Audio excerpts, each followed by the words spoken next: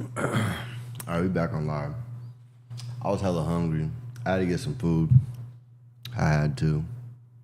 I was hella hungry. But yeah, I want to check out. I got kind of over this video. This ratchetness. This ridiculous stuff. Really, man, that Wemby game is about to be on. Can't believe Fox did that. Let me see.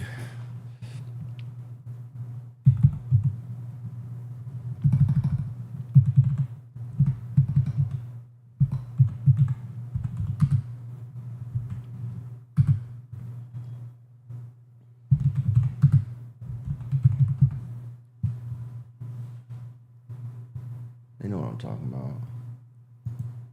I want to know why. Haven't scored. Try to get a layup, get up three. You know, make them force them to need a three. And OG made a good block. Was there anything differently? Haven't scored. Try to get a layup, get up three. You know, make them force them to need a three. And OG made a good block. We need to take another look at Game 4 of the NBA Finals. I'm still not over the ending. Is De'Aaron Fox being falsely accused for losing the Spurs this game? He was catching some heat online, obviously. Huh? It low-key looked like a foul. Not gonna lie. Kinda, but I mean, it'd be a soft foul, but towards the end of the game. Losing the Spurs this game. Hand right there. He was comes off of it.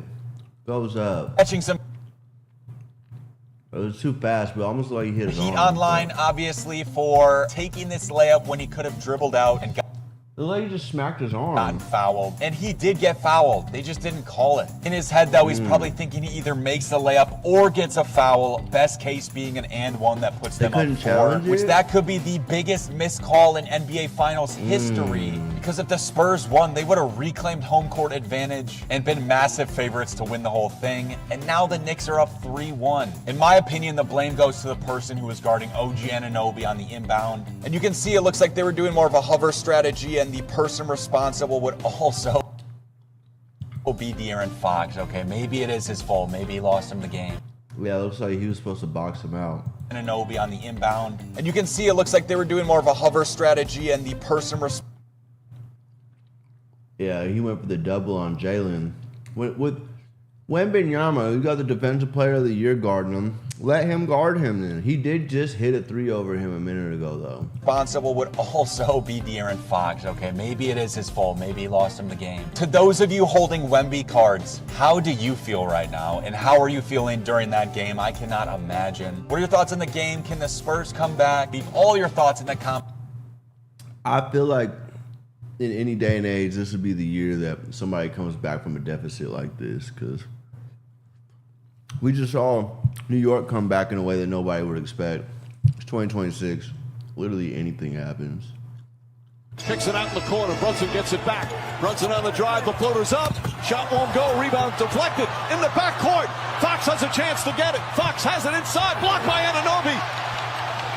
Not. Kicks it out in the corner. Brunson gets it back. Brunson on the drive. The floater's up. Shot won't go. Rebound deflected in the backcourt. Fox has a chance to get it. There's something wrong in De'Aaron Fox. When Fox had the ball, he suddenly threw it to the side, allowing the Knicks to steal it from them. Everyone said that it was really a dumb play that he made. After that, Fox had a fast break and went for the layup, but little did he know that OG Anunoby would block it. Fox really thought he could outrun him. Fox really showed a bad performance in this game. He had so many turnovers. This is not the Fox that everyone knows. You've changed, Fox. The Fox that we know is fearless when playing. He has a lot of confidence in his heart. Maybe this isn't the end of De'Aaron Fox. Every great player goes through difficult moments. There's something wrong in De'Aaron Fox. There is something wrong. I don't know what's going on. Oh, it's members only. The true one. It's crazy the stuff that niggas gotta do to be The Bloods love. Niggas, Well, actually, no. The Bloods don't come in and do interviews wearing blue, but the Crips crazy. come in wearing red. Yeah.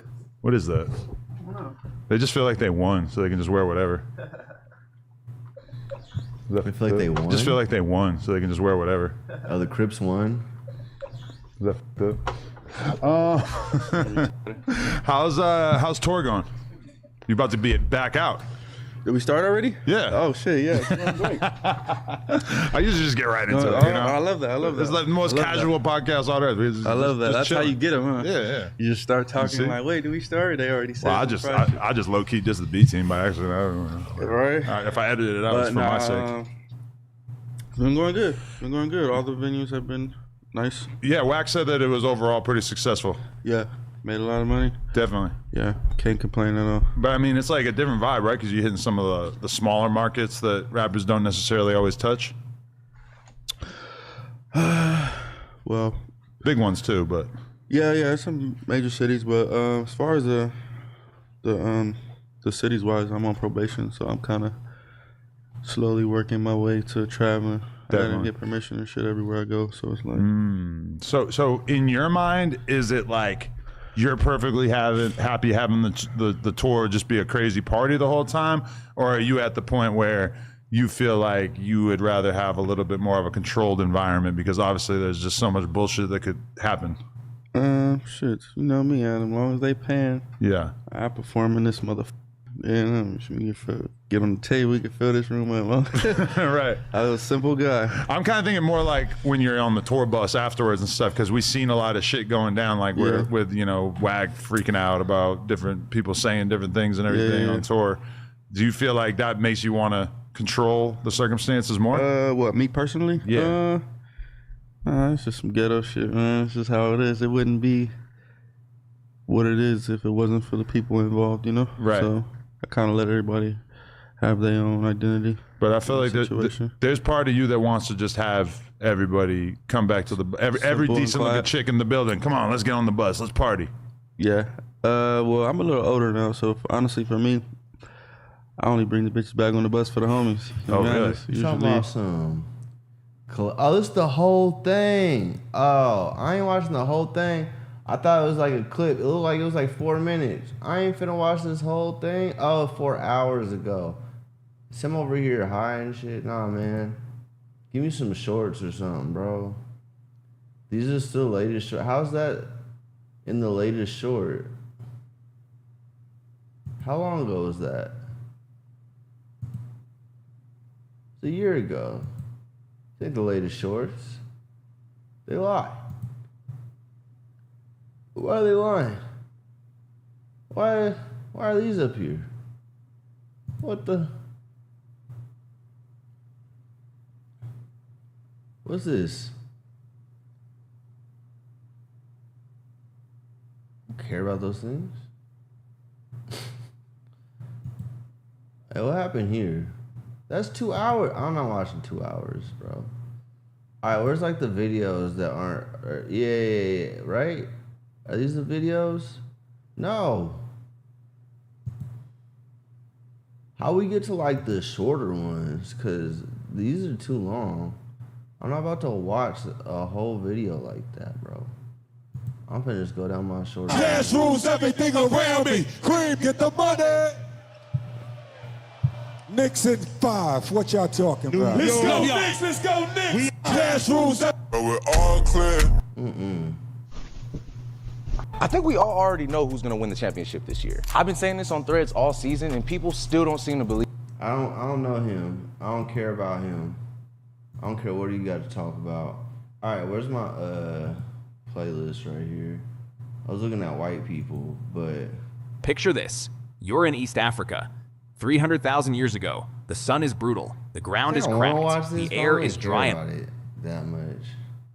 No John Bear, coolest podcast in the world. And I feel like today we are doing the Lord's work, having a conversation that really needs to happen because you, Kylie, have a lot of information that I think that the world deserves to know. And I really appreciate you coming out here and doing this. Of course. Yeah. So, okay. Happy to be here. You're from where originally? Houston, Texas. Houston, Texas. Okay. And I mean, when did you first meet Sauce Walka? I guess is probably the first question we should go to. I was pretty young. Honestly, I was scared of him. And then where'd you meet him? Through Instagram mostly. He reached out to you, or you hit him up? He reached out to a friend of mine, Okay. and he was reaching out to her for me, in a sense. He was like, "Hey, I want to talk to your friend." He was trying to really get at both of us, essentially, and then whenever he saw me in person, he was like, I want her. And I was like, I'm scared. And Why were you scared? Just his persona. Okay. Things that I've heard about You'd never him. hung out with a rapper before? No, I was really young. How young are we talking? I was freshly 18. Oh, Yeah. okay. Interesting. Mhm. And so how did he win you over? Well, essentially, COVID happened, and then I saw him blowing up all over OnlyFans. I didn't have any money. I was broke. I couldn't even pay my bills at the time during COVID, and then I was like, well, let me just see what this is about, and that's kind of how it all started. And so was the origin of the relationship business oriented, or were you guys seeing each other romantically? Business, mostly. And so he said, I want to be your OnlyFans manager, essentially? If that's how you want to put it, yeah. What did he call it? What he always calls it on Instagram, pimping. Okay, so he told you, I want to be your pimp. Yeah, and I knew what it was, too, when I got Why you with say him. it like that? But was he saying that he wanted... I want to be your pimp. Just sound like Hank Hill. Business oriented, or were you guys seeing each other romantically? Business, mostly. And so he said, I want to be your OnlyFans manager, essentially? If that's how you want to put it, yeah. What did he call it? What he always calls it on Instagram, pimping. Okay, so he told you, I want to be your pimp. Yeah, and I knew what it was, too, when I got with him. But was he saying that he wanted to just run your OnlyFans, or was he saying he also wanted to have you out doing dates and whatnot? No, he was wanting mostly on OnlyFans, and I was working in the strip club, too. Okay. So, Okay. And did he have he had other girls that he was doing OnlyFans with already at that point? yeah. Because I have seen videos of him on OnlyFans, which was kind of surprising during COVID to see that. Yeah, I think everyone What's was up? surprised. Okay. Yeah, that episode. And what percentage was he taking from your OnlyFans? I'm not no chili pimp. 100%, I would say. And then he would give me some back to pay whatever bills I needed to pay, or, you know. And how did you agree to that? Like, that, it just feels like, you know, when people hear about OnlyFans managers taking 80%, they're like horrified. 100 sounds insane. Like, how, in retrospect, why would you agree to that? I was just young and dumb, and I was just like, if this is what I need to do right now, this is what I need to do right now, and see where it goes, ride the wave, you know? Okay. So, and that's just what I did. And then he's... So when she's saying 100% in these situations, it's not like, okay, 100% goes to him and then just nothing goes to her. It's just 100% goes to the dude, but he kind of has authority over what gets spent, but then you still gonna get taken care of. You might spend it might get spent better on you, other than you buying shit that you shouldn't be buying, or putting yourself in situations that you shouldn't be putting yourself in with money, because that's what a lot of people do when they get a lot of money. So, you know, it's not necessarily just, okay, I gave it all to him and I'm just starving. You know what I'm saying? It's just you're living up to whoever that person's standards are, and what they feel like you deserve, I guess. But it's still like, they might feel like you deserve more than you feel like you deserve. So starts promoting you a lot, and did you start to kind of blow up on there as far as you knew? Yeah, I definitely did. Okay. He paid for a BBL and my boobs. Okay. So, yeah, I definitely did. And you were happy about this? Would you say you were happy about it at first? Oh, yeah, I think I was pleased with it. Okay. At what point did you guys start like dating, or does it become that sort of thing? It was about a year into it. Okay. When things started getting a little more serious, and also that's when things got really bad. Okay. So, but had you guys already been like having sex on OnlyFans prior to that? Yeah, after my BBL. Okay. So. All right. Prior to my BBL, I was just on OnlyFans by myself. And were you like developing feelings for him kind of the whole time, or like how did that turn into an actual relationship? I think so, and I think he as well. You know, we were spending a lot of time together constantly, we live together. So, you know, it happens naturally. Okay. And so you said that like the time that you got into the relationship was also when it started to get what, abusive? Yeah. Okay. Mentally, physically, emotionally. How would you say that kind of began?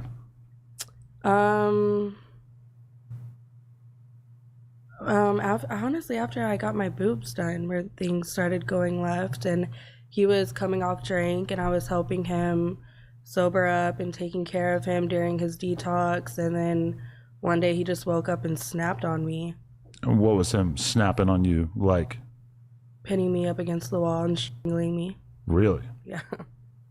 And I mean, like, there's... And at that point, I was already kind of too far deep, and you know, like when someone abuses you, the only thing that really makes you feel better is that person.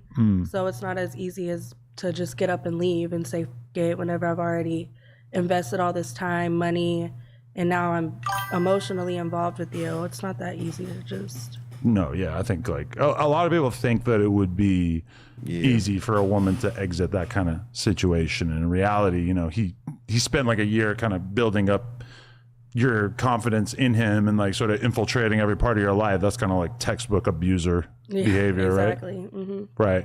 So would you say that like that violence, like the actual physical abuse, became a consistent thing? Like would it would it stop for periods of time, or was it pretty consistent? It was, I would say like physical would stop for periods of time depending on how angry he would get. But the emotional and spiritually, that never stopped. Really? Yeah. From then on, it was just like, go spiritually. You're an ugly bitch, you bitch. I'm the one who did this for you, and I'm the one who's this for you, and you need me, I don't need you. It was constant every day. Wow. Do you think that was like being done in like a sort of mastermind way of like, this is how I'm gonna break her down emotionally so that I can completely control her? Yeah, he definitely, 100%. He still thinks I'm his property. Really? Even though I haven't been with him since halfway through my pregnancy with our son. Wow. So, okay. But at a certain point, like, did you try to distance yourself? Because like, I feel like, especially with him taking 100% of your money, that sounds like really insane. Like that sounds like something that you probably would have kind of been mentioning, like, hey, I don't necessarily think that this arrangement is fair. Like, did you bring that to his attention and whatnot? Yeah, I think eventually as I started making a little bit more money and then our relationship grew, he would leave me, if I made $10,000, he would leave me with $3,000, you know, to just do what I needed to do and have money to get my nails done and buy what I needed to buy and food and stuff like that. But there were times where I had no money and I was begging for $100 so I could eat that day. Wow. And I mean, that's how a guy like that would control. Yo, this is terrible PR. This is where you never want to end up. This is where I never want to end up, is with a girl putting out such heinous PR on my system.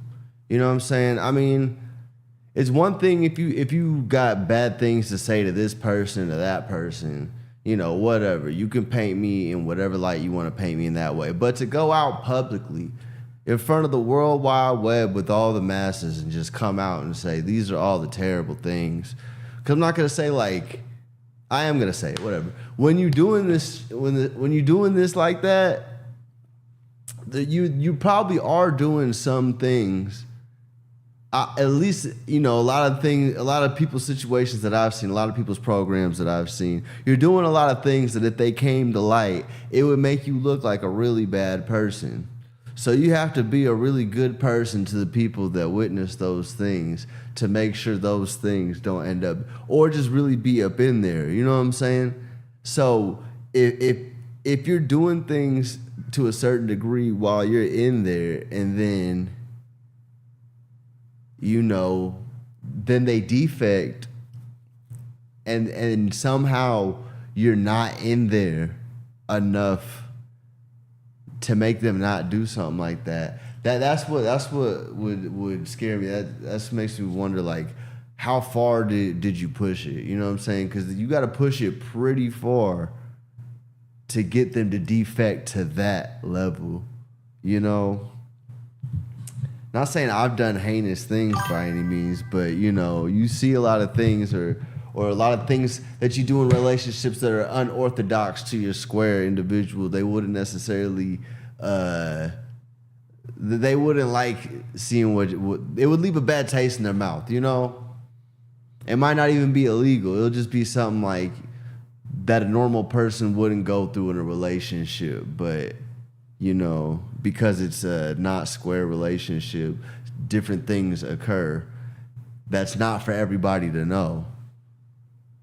So it's leaking, you know, your sauce is leaking. So that's just, I don't know. That's one of those things you don't want to wake up as a P, wake up and this is what's going on, you know? Wake up out of cold sweat, 6 a.m. You know, someone's just throwing smut on your program. Oh shit. You know, that's some shit that wake you up, keep you up at night. It happens and you, I can't sleep. They're saying I beat her. They're saying I mistreat her. You know what I'm saying? Like, tossing and turning, sweating. It's all bad. You know what I'm saying? Like, that's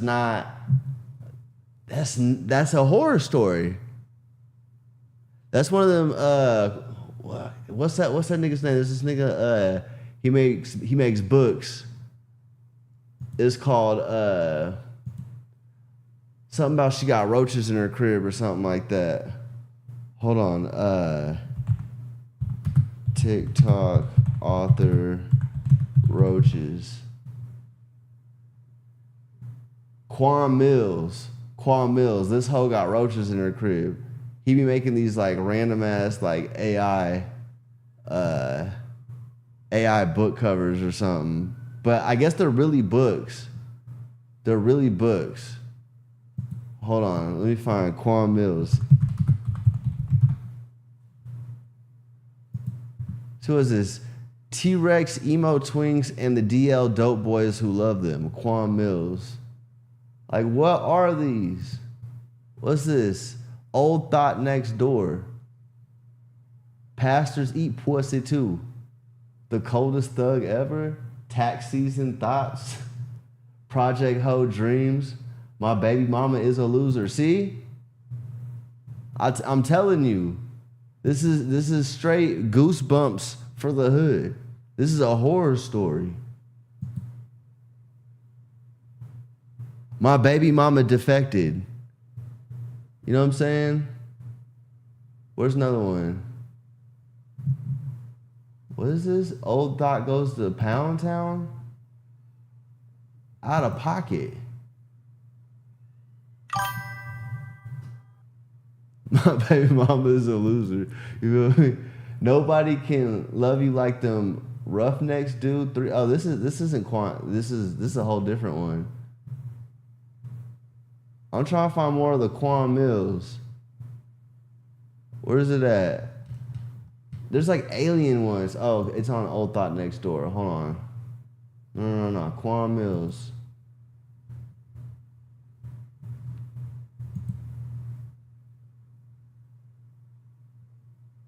Man. Hold on. I want to see some more of these real quick. Hold up. Sleeping with my baby mama's baby daddy. Okay, they got some niggas kissing. That's alright. Okay. My baby daddy is a vampire. They got that nigga Viral Way on the motherfucking cover. It's crazy. Okay, yeah. Stop this. I'm not logging in right now. I'm not gonna do it. I'm live. Alright, anyways. Y'all see where I'm going. I guess is like Yeah, for to sure. make it so you don't have options, right? Yeah, he would put me in a position to where I had no other choice but to stay. Did he like separate you from your friends? Yeah, I lost. That's what's crazy. No other option but to stay. I mean, like, I always leave a door open. You know what I'm saying? You can always walk out. You can always leave me. I'm not saying I always want you to leave me, But I will never stop you from leaving me. I might talk to you about it. I'm never gonna just like block the door and be like, no, no, no, you can't leave. Like I might be like, hold on, let's have a conversation. Let's see if we can't work this out. You know, let's try to reason about this. Figure out what's gonna work for both parties. What are you needing from this situation that you're not getting? You know what I'm saying? You don't gotta do all that. If it's like that, like all money ain't good money. If you don't want to give me your money, you don't gotta give me money. You don't gotta do business with me. You know. I've probably been in some situations. I mean, I've been in somewhere I'm like, go. Get away. You know what I'm saying? I don't want you here. You don't gotta pull up. You know what I'm saying? Why are you still here? But I'm not gonna treat you bad to make you leave either. So, if service need to be rendered, service need to be rendered. But I ain't gonna make you surrender to the service that need to be rendered. You know what I'm saying? Like, that's up to you. That's up for you to do. I ain't a nigga with a whip. I'm just a nigga in the whip. You know what I'm saying? I ain't trying to crack a whip. I'm trying to crack a bitch. You know what I'm saying? A lot of friends and family over it. Just because he wouldn't really like let you communicate with them, or? Well, he would trash them, and then, you know, just all the toxicness between him and I, it took a toll on my other relationships. And eventually people were just like, this. Really? Yeah. Damn. So even your family? Like, why would your family? Like, even if she lying about shit, I don't know if she lying about anything. Because I know baby mamas be crazy, but the campaign is crazy. The smearing is crazy. It's nuts.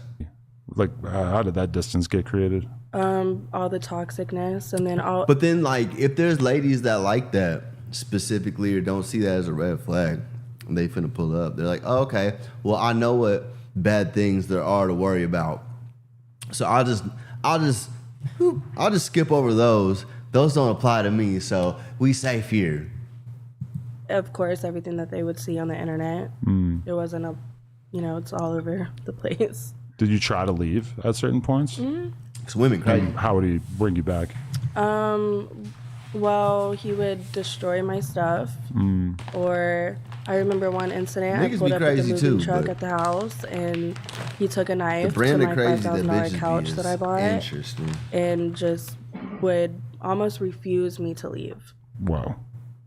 So, How much do you feel like this behavior was exaggerated by the fact that he, you know, he's pretty open about the fact that he's like really, really into drinking lean, and anybody who drinks lean, they kind of have this like effect where maybe you're having a good time on Friday night, but then come Saturday morning, you're fucking furious and acting out, right? I'm sure you got to experience that.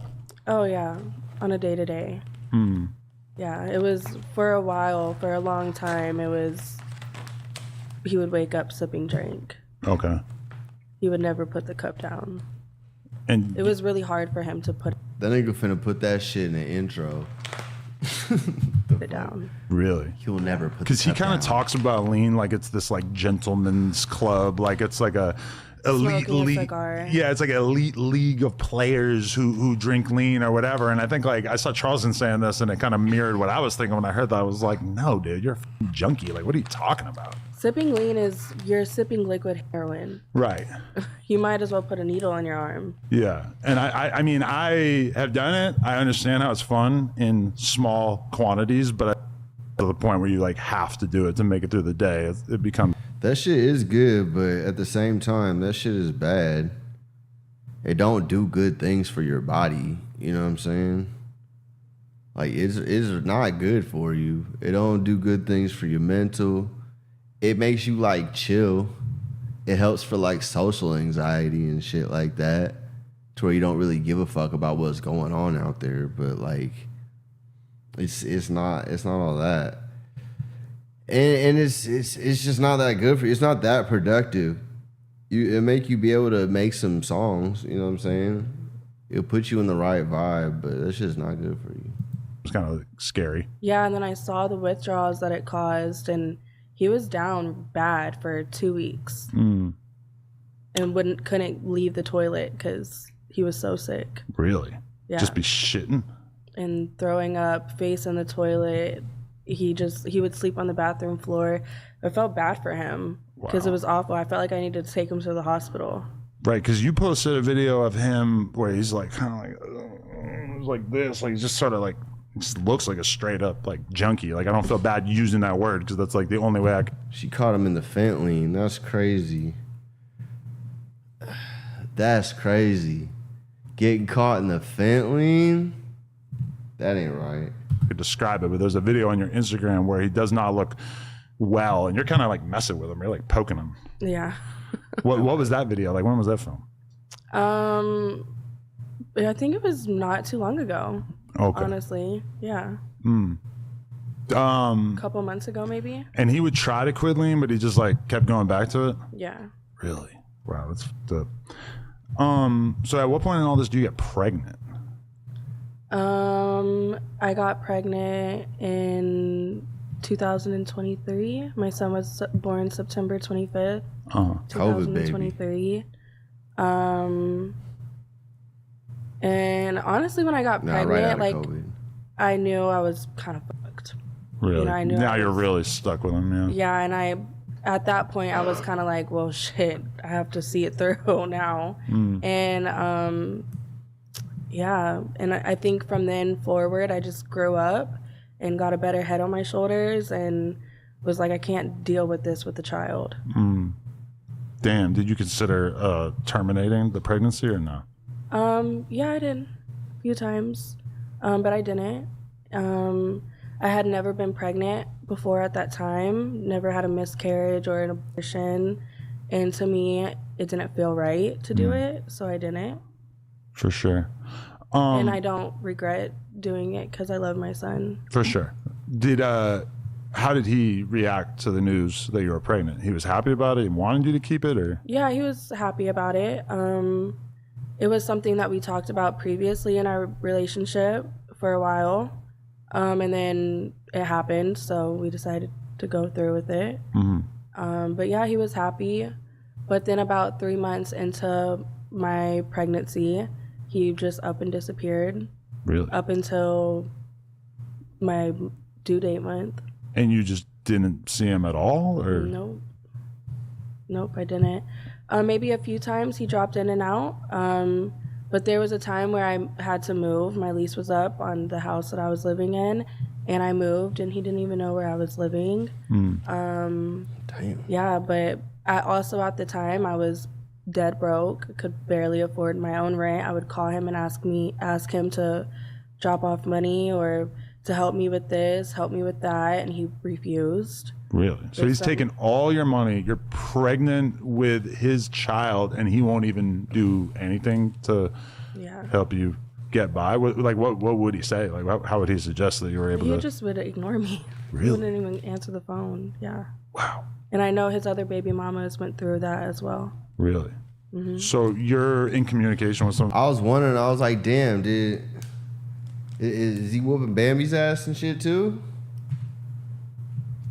I mean, she kind of said the other ones. I don't know if she confirmed. I'm like, damn. Those other baby mamas now? No, I do not speak to them. You're in communication with some of those other baby mamas now? No, I do not speak to them whatsoever. I'm at odds with one of them for sure. I'm not fond of her. Even though I sympathize with her because she goes through the same things that I go through. But she goes back just like you were doing? Yeah, more. I think she's still with him. I know. Is this the redhead one? Yeah. I'm gonna forget what her Instagram name is or whatever, but yes. Okay. Because yeah, that's a lot to get into, but like, okay, I'll table that. But like, so do you have the baby, and is he around for the baby being born or anything? Or? Yeah, he was. And I remember whenever I was in labor, I told the hospital, do not allow anyone to come up here unless I agree to it. And he almost refused that to where I had to let him up. Really? My mom was there, and she was really upset about it. So upset that she ended up leaving the hospital so he could be there. Wow. And what do you think that he's like doing when he's like ignoring his pregnant girlfriend for months and months and months at a time? Like, what's he out there doing? Whatever he wants to do, I don't know. I really couldn't even tell you. Working, rapping, spending time with other girls, whatever. Right. Traveling, you know. For sure. Just going on with his life like he doesn't have a pregnant girl at the house. Wow. I'm sorry. That must have been really hard to deal with. It was. Yeah. So then you have the baby, and is he more supportive now that you've had the kid, or? Yeah, he was the first month of my son's life. He was probably with me every day, and then things again went left on a very sharp left turn. What happened? And then I asked him, I was like, my rent is coming up, you know, I think my rent was $2,400. Can I have some money to pay my rent? I freshly postpartum newborn baby, and he essentially refused. And I was like, okay, well then I have to go to work. If I have to go to the strip club, that's what I have to do. And I dropped off my son with his cousin, and his cousin called me back and had me pull back up to where they were at, and he had me jumped. He had you jumped with your kid right there, or? Yes. So your kid's... His dad was there. And so what, like a bunch of girls just kind of jump out? 2 of them. Really? And he recorded it. It's on video. And really? Yeah. But that video's never been like released or anything? I've never seen the video, no. But I know he has it. So your baby's what age at this point? A month or so. And he has you jumped, but like what did you do that made him feel like now is the time that you deserve to get jumped? Because I saw you post screenshots and stuff of him acknowledging that this happened. I don't know, probably because I don't let him speak to me or talk to me or let him do whatever he wants to do to me. And that's part of our issue, and that's why things, I think, escalate so fast and so quickly, and to the point that it does, is because I'm also like, you know, and I talk back, and you call me a bitch, I'm gonna call you a peon, and now we're at odds, and now you're mad. Right. And that's probably how it happened. That's how it always happens. Did you recognize the girls who were jumping you? Did I what? Did you recognize the girls who were jumping you? And Yeah. these are just girls that were around him? His cousin, and then I think a girl also that was freshly around. I had never met her in person, but up until that point. Damn. So how badly were you injured? Not too badly. I have pictures of it. It was mostly just my head. I had some scratches and some bruising on my forehead, but that was really it. And he's just like overseeing this? Like, what is he saying, or like, what does he say afterwards? Well, after that, I took my son, obviously, back, and I went back home. And a couple days later, he was at my house, banging on my door, begging me to take him back and be cool, and offering me money, and you know, it's just the same old bullshit. It always is. Wow. And how long did you separate at that point? Because I mean, that's got to be kind of hard to get over, right? Yeah, I think, you know, I did definitely take him back after that situation. And then I think we went to like a couple, maybe a month or so, a month and a half or so after that. He took me to a courtside game to the Rockets. And we, you know, he made up for it, essentially, I guess, if that's what you want to call it. If he had laid hands on you like repeatedly over the years, why would he then feel the need to get you beat up by these girls, like just to not get his hands dirty? Well, because during my pregnancy, I was so angry with him that I exposed him also around that time too. Oh, that's when you first started posting about him, and that is what really, really triggered him, you think? Yeah, and then I remember him telling me throughout my whole pregnancy, the few times that he would talk to me, and it was mostly arguments. It wasn't anything lovey-dovey or anything like that. He would mostly just scream at me and tell me that he's not going to put his hands on me anymore. He'll have other people do it. Right. Jeez. And he has. So that wasn't the only time that he got you set up?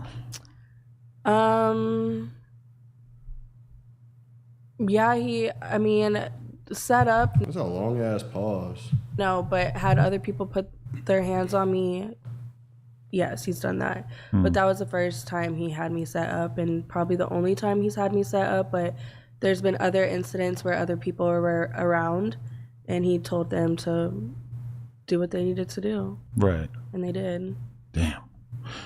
So what was the worst time he ever put his hands on you, though? Like, how bad did that part of it get? Well, probably the strangling. That was pretty bad. The what? I have photos of that also. How bad did that part of it get?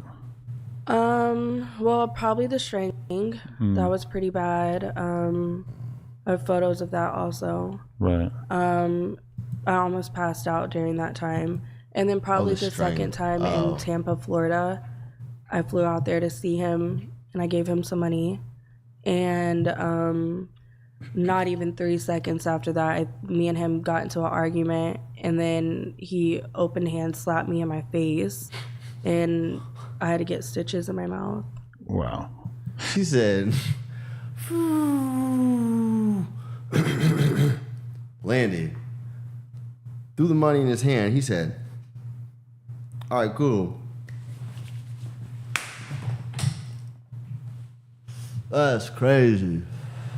She said not even 3 seconds later, said, that's funny as hell.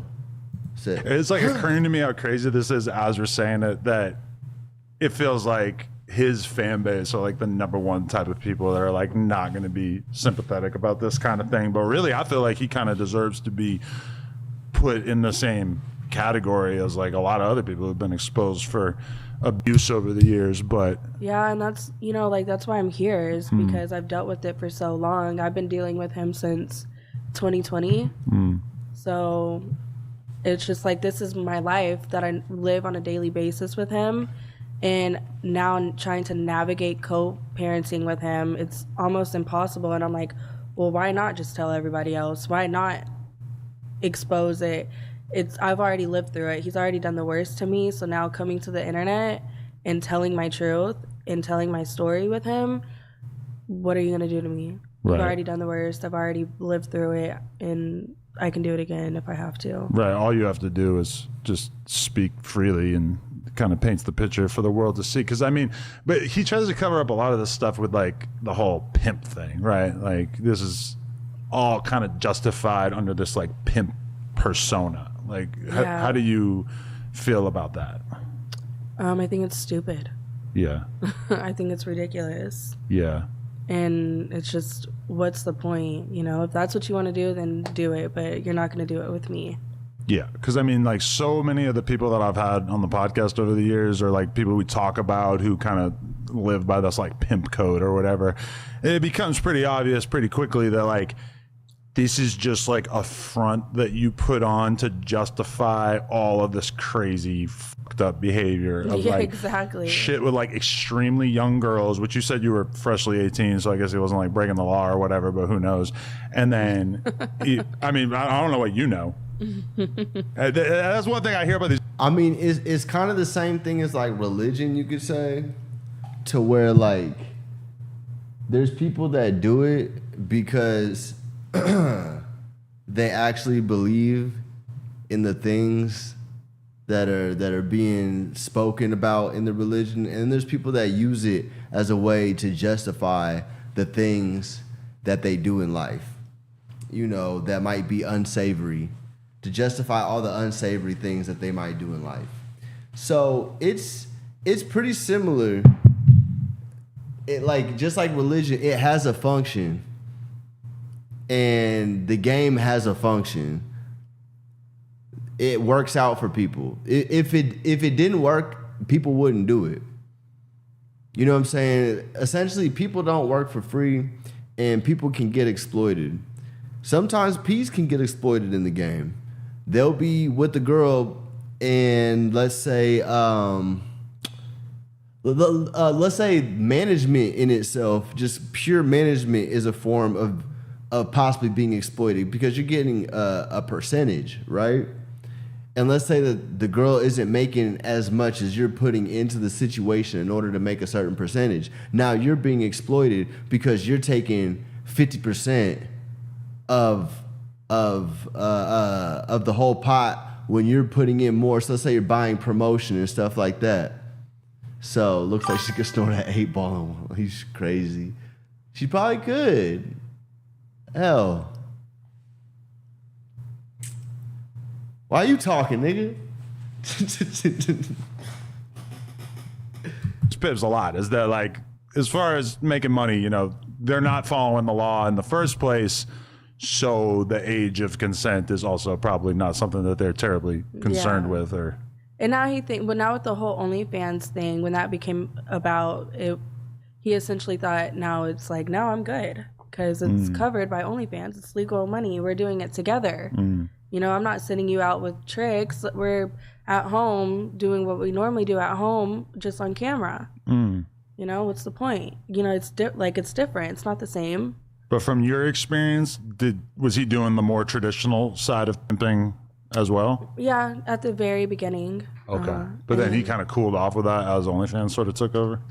The digital pivot, as they call it? Yeah, and then I think also after I got like my surgeries, and then he's... Shout out Adam, you know what I'm saying? I coined the term, the digital pivot as they call it. As Big Church calls it, you know what I'm saying? I call it how I see it, I'm a shot caller. I'm the one that made it happen. The original pivoter. Yeah. Shout out. Saw the change and I got... Took over? At the very beginning. Okay. But then he kind of cooled off with that as OnlyFans sort of took over?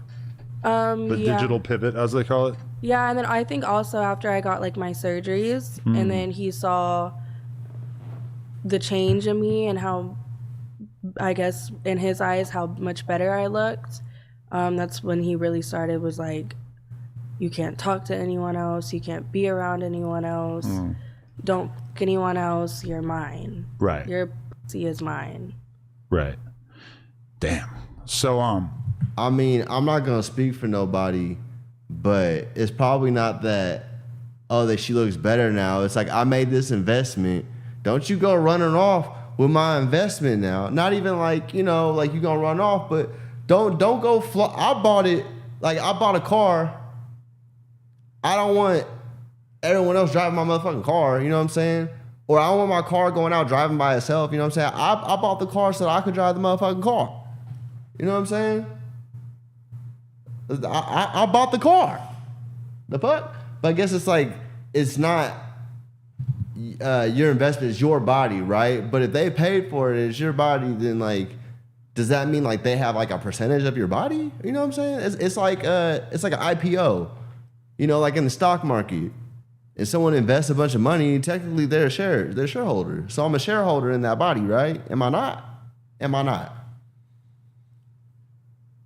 You know what I'm saying? Like, you pay me, you're a shareholder of my time. You know what I'm saying? So if I buy a part of your body, then like, especially, and let's say it's the main focal one, then aren't I a large shareholder in that ass? You know what I'm saying? Like, I don't know. Part of what you kind of exposed about him and everything was that you were saying that he was broke. He was what? That he was broke. Oh, broke. I mean, like, he presents himself as if he's like a multimillionaire with tons of different businesses and everything like that. But then you put $22 million. Yeah, and it's like I kind of have been suspicious about that because I'll see him say that he's got 20 dispensaries, and he's like, I just opened my 3rd dispensary, and I'm kind of watching online like, how does that work? So when you posted like a screenshot of him having like $3 grand in the bank, or I forget what it was, like 15K total in the bank or some shit like that, like. Well, it was 16,000 in auto loans. And then 3,000 in the checking. Oh shit! So from your perspective, when he says that he's got millions of dollars and he's holding a huge stacks of money and shit, like, how does that work? Honestly, I have no idea. That's something I can't really put together in my own head. And that screenshot is not, I don't have access to his bank account. That screenshot is, he sent it to me because I was threatening to put him on child support because he does nothing but maybe buy some shoes and clothes here and there. But yeah, he sent me that screenshot. And as far as all this cash, I don't know. Like, I know whenever I was with him and we were together every day, I know a lot of his money came in cash through like rap features and music videos and Instagram promotion and things like that. But all this new stuff I have no idea about because I haven't been with him. I'm not in his everyday life. And then as far as the dispensaries go, I really think he's just more of like a promoter for it. Right. And then gets cut a check. Yeah. I don't think he's the owners of them. Yeah, I would assume for sure. But that was one thing that like really stood out to me because at one point my boy Remo tried to like put me and him on text to like talk out our issues or some shit like that. And he just like, I honestly didn't even look at it, but he just like, he had like dozens of screenshots on deck of like photos of bank accounts. I saw those messages. Yeah. Oh, you did? Yeah, he sent them to me. Okay. He was very upset about it. Yeah, I didn't even really like look at it, but like it was like all these screenshots of him having millions of dollars in the bank and all this shit. And like I'm just like, I don't know, like I'll be real, I'm a multimillionaire and I've never even considered sending people screenshots of my fucking bank account or anything just because like I don't really like want to have to justify my existence on the basis of money or whatever. You know, that's just like so not how I would ever want to be out here behaving. I just don't like people using that against me. If I say, oh, I got this amount of money, then I got motherfuckers asking me for money or motherfuckers treating me as if I have a certain amount of money, that they know I have a certain amount of money. I don't like that. I don't want you to know exactly how much money I have. You know what I'm saying? I might be like, I'm getting money. You know what I'm saying? I want you to know I'm getting money, but I don't want you to know I have a lot of money. You know what I'm saying? I don't got it. You know what I mean? I don't got it. I don't really got it. You know what I'm saying? I got what I got. What I got is for me. You know what I'm saying? It's not for everybody. It's not for everybody to know either.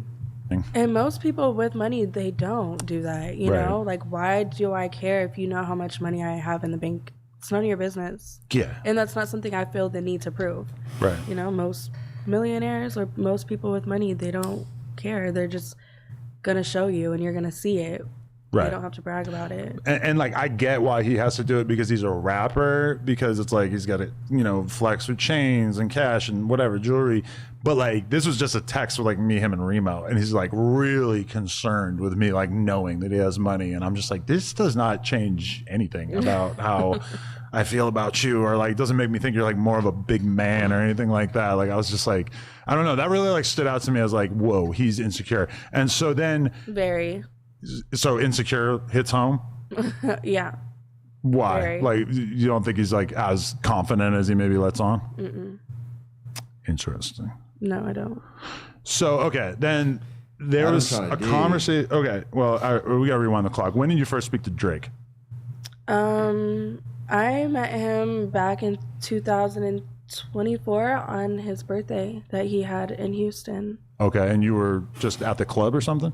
Yeah, it was like a private event, or it was kind of open to the public or something, and then I was invited, so I went, and I brought a lot of my friends with me. I think I was with 8 or 9 girls. You know, we're all bad bitches, BBLs, look pretty, look good, so it caused a lot of attention, I'm assuming, and he came up and introduced himself to all of us. Okay. And how long did it take before he figured out that you were Sauce Walka's baby mama? Because him and Sauce have like been kind of trading words for really like since like the very beginning of Drake's career, which is kind of crazy. A lot of people are just realizing that now. I don't know, maybe. Okay. Fairly quickly. He figured it out. Yeah. Did that seem like that was of interest to him? Maybe, I guess. I can't speak for him, but yeah. Okay, and so what how many times did you say you and Drake hung out, or like how did that kind of unfold? A few times, you know. Okay.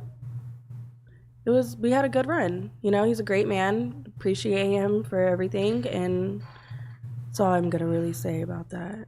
Okay, and at some point he ends up getting you a car. Mm-hmm. And prior, let's go back to the birthday party. My baby daddy went to the birthday party. Sauce was there. Yes. Okay. And he knew I was there. He had his little minions running around my section, keeping an eye on me. And then from what I heard, he was there for about 5 minutes and left because he was uncomfortable that I was there, and I'm sure he knew what was about to go down. Oh, shit. Wait, what was going to go down? You know, I'm sure he knew Drake was going to talk to me and I was going to do what I was going to do, and I'm sure he had a gut feeling about it, and he didn't want to see it happen in person. Oh, wow. And, yeah, I could imagine. That would be tough. Did he talk? So you're telling me she went out to another nigga birthday party. You saw her there. You went over there, saw it, or you had someone scope it out. So I'm guessing they saw her there, told him, he went there. That's your baby's mom. Saw that she was there with him and then left. Like, damn. So in a way, it's like Drake took his baby mom. Damn. It like in front of him, in his face. But like, you could say like, oh, and then he's like, I'm the one that sent her. I remember he said that, how could I be tender if I'm the one that sent her? Playing with optics, you know what I'm saying? Like, in one way, you'd be like, okay, I sent her, but that's your baby's mom. Was this before or after this was his baby's mother? I think that's what's important. After it's your baby's mom, you go and send her somewhere, I guess. I mean, like, I guess. That's why I never really understood that. It's kind of a Drake dub, you know what I'm saying? Just I'm gonna take your baby's mother in front of you. That's cold. I don't like that. That's cold. That's cold. I ain't know it was like that. On my birthday.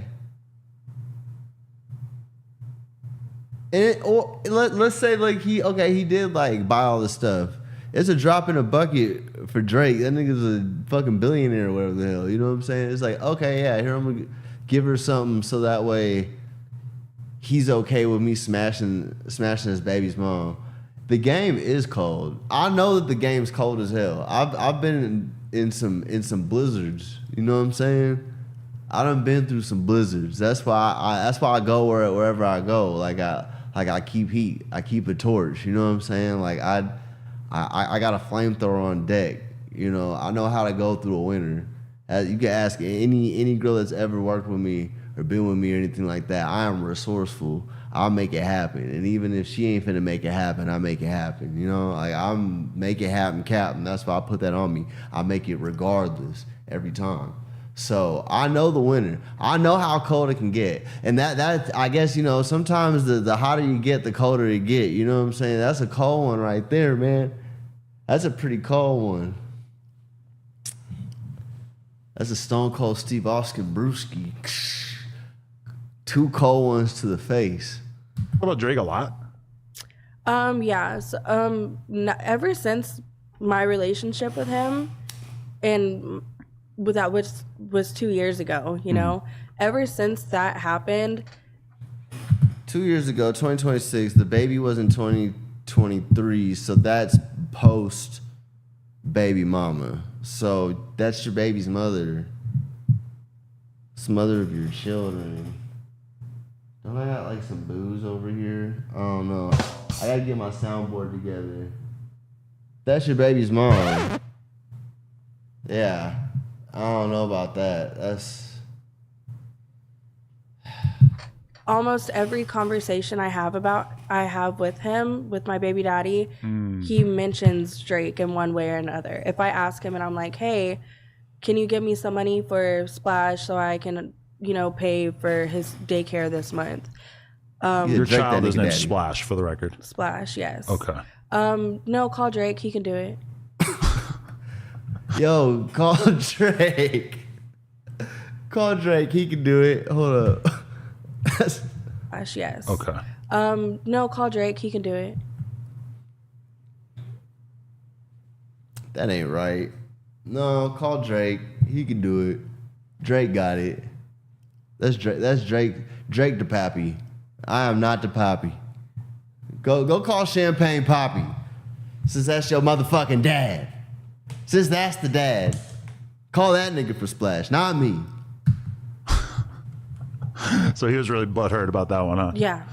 90% of our conflict at this moment is because of Drake. And I'm like, that happened 2 years ago. Get over it. Like, why do you have your nuts in a twist over this man so badly? Like, do you want to go fuck him? Yeah. You know?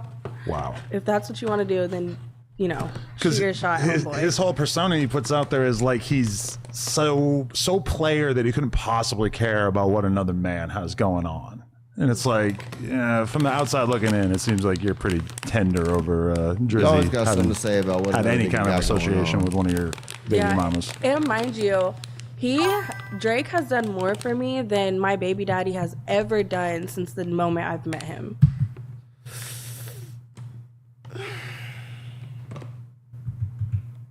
Have association with one of your baby mamas. And mind you, Drake has done more for me than my baby daddy has ever done since the moment I've met him. Out of pocket. Out of pocket. Like, let's say this is showbiz. Let's say she's lying. Let's say this is not what you want to wake up to. Like, a nigga's gotta hit the ground running at this point. He's gotta hit the internet with so much more, so that way it's not full of just this. It's damn. Let's say the nigga don't care. He's taking it and he's swallowing it, no diddy, and throwing it somewhere deep, no diddy. So that his nigga don't care. That's a lot of effort. You know what I'm saying? That's a painful one. Hey, let Drake take care of this little nigga, man. Since Drake want to be all up in your face. Since you want to be entertaining Drake on his birthday in front of me. So let's just make that very clear. Financially, he's just been willing to... Financially, and he just obviously treated me better. Just normal conversations. Never called me out my name. My baby daddy, I can't even get $100 out of you without pulling some fucking teeth. Wow. Yeah, because like that's one thing. I had Chromaz on here a couple months ago, and I brought up Drake, and she just had absolutely nothing but good things to say about him, and that really stood out to me. That like, for being a bit of a playboy who's obviously been associated with a lot of girls over the years, you really don't hear any of them have anything bad to say about him. Yeah, I have nothing bad to say about him. Right. He's a great human. Yeah. If you have anything bad to say about him, you're just a hater. Wow. Yeah. Yeah. I mean, I feel like he, one way or another, he has mastered the art of not leaving a girl unhappy, which I think is a very useful thing, because we all know what it's like when a girl's upset at the end of a relationship. I've definitely had some girls be unhappy, but I've also had some girls tell me, despite the type of agreements that I be having with women, that I treated them better than any man has ever treated them before and since. I like to believe that I have decent promotion for my services. Especially if you get in like kind of deep with me. I have a pretty strong moral compass. I understand what needs to be done, but at the same time, I'm not a motherfucking monster. You know what I'm saying? No one's really going to depict me as a monster. You know what I'm saying? They might say that I might be argumentative, you could say, or I could be stubborn, or be very opinionated or something like that. You know what I'm saying? I think I'm right all the time. Those could sometimes be, I feel like, some of the worst things about me,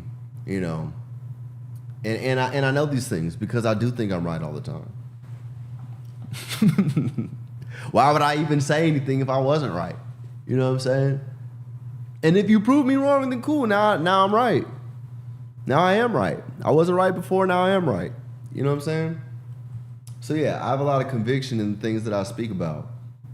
If anything, if I play around with it, it's for other people's feelings. It ain't got nothing to do with how I feel about shit.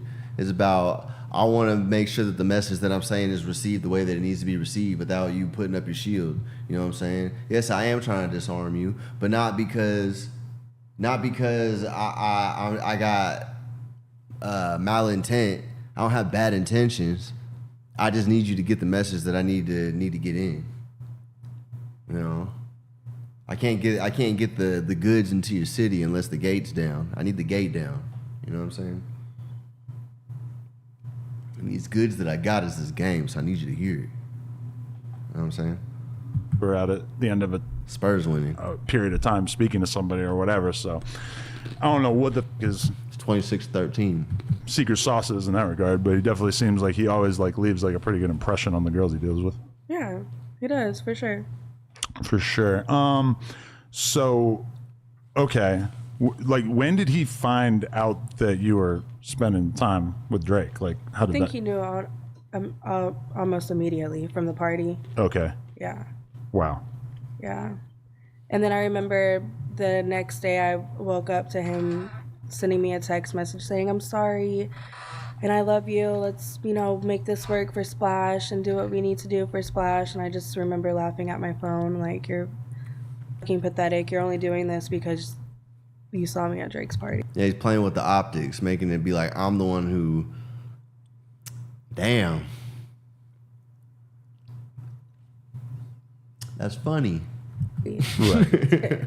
Okay, as far as like as men, how would you compare Sauce to Drake? Like, who's more of a man, or who's like the better dude overall from your perspective? I'll be 100% hands down Drake. Why? Like, if on a scale, Drake would be up here and my baby daddy would be on the floor. Oh my God. That's rough. Yeah. And I hate to say it, I wish I chose better. Yeah. I wish I was a little smarter and not so naive. And, You're so young too. As a young female at that time, but it is what it is, and everyone makes mistakes. I'm only human. Right. So okay, then there was a clip where I was on the podcast with Whack, I think, and I was speaking about Sauce sending me all these deranged text messages.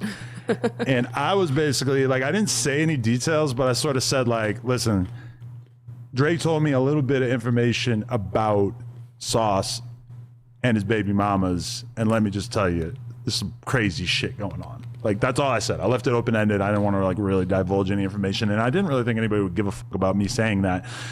But that right there sent him into fucking orbit. Wow. That's when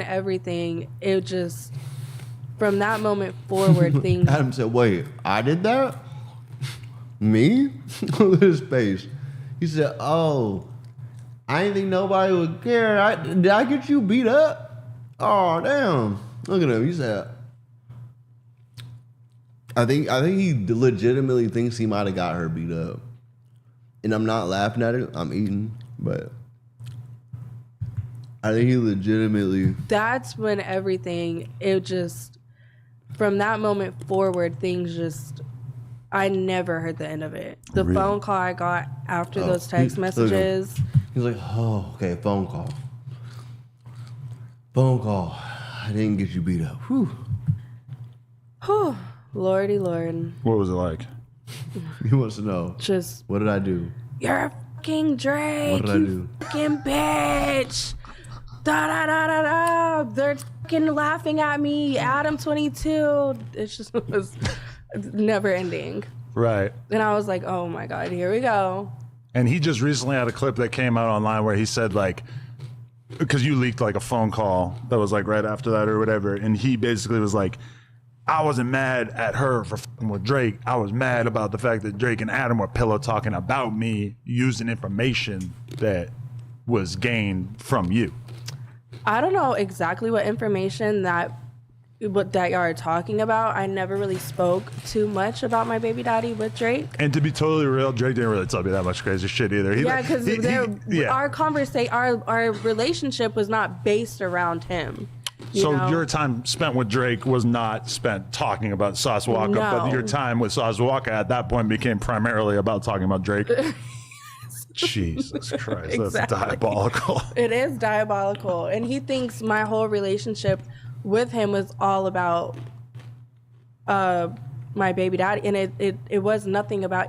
Maybe we had 1 or 2 conversations about him, you know, but it was nothing like in depth or. It probably had a lot to do with it. I did some stuff like that. That's one of my main motives. I don't like somebody. I'll mess with your baby mama. Now what? You could never undo it. I can't unfuck your bitch. You know what I'm saying? You can do anything you want after that. But I won't unfuck the bitch. You know what I'm saying? That's what I used to do way back in the day. I ain't done nothing like that in a minute. But I definitely done some revenge boinks, you know what I'm saying? Anything serious, or I didn't give him any tea on my baby daddy or anything like that. It was, you know. Yeah. I mean, honestly, if I had to like summarize the gist of what Drake told me about him, it was basically like he don't got money like that, and this whole like cool player persona is cap. Fucking fake. He's like a psycho. He still calls me to this day asking me for money. Really? Yes, and I'm like, dude, why? But you have control of your OnlyFans now, I would assume? Yeah, Okay. for sure. And all of my money. And mind you, I have grown and evolved, and I'm so much better now that I'm not in his life. And he sees that, and he's like, calls me, he's like, hey, can I get 30,000? And I'm like, for what, dude? Like, go buy some fucking diapers. 30,000? Yeah. What, like, why would he need to borrow 30,000? That's what I say. What the? He said I thought you borrow. have $22 He's not million. asking to borrow. Yeah, and he's like taking pictures with like, looks like many hundreds of thousands or like $1 million in cash and shit, which is kind of weird. Like, why do you have $1 million in cash? I don't know if like the IRS would take interest in that or anything, but no, I don't know. But I hope so. She knows something. She's not saying it. You would like to see him get audited? He needs to. Damn, I don't want to like speak that into existence, but they do like a hotline where you like tell the. Not to Dirty Mac, but she could definitely say, if the money's there, she could definitely say something and be compensated for her child. Just saying. At least if she moves to Washington or something, she could do that. That's all I'm saying. Hell yeah. What's poppin', man? Yeah. Big Chest, the biggest. I fucks with you. IRS to investigate people and they'll like reward you. Oh, really? I don't know. It's just an idea. I wouldn't do that, but I'll let someone else handle that. Yeah, I wouldn't do that. But damn. So, okay, because in that call too, he says, "I will get Drake's car shot up." That was kind of. See, I didn't listen to none of that. I don't know. But I listened to this. They said, what? Surprised it to me because that's like a whole different level. Like, damn, you like. Well, that's how he speaks to me on a daily basis. Just the constant threats of violence. Constant threats, whether he follows through with them or doesn't, but it's constant threats, constant intimidation.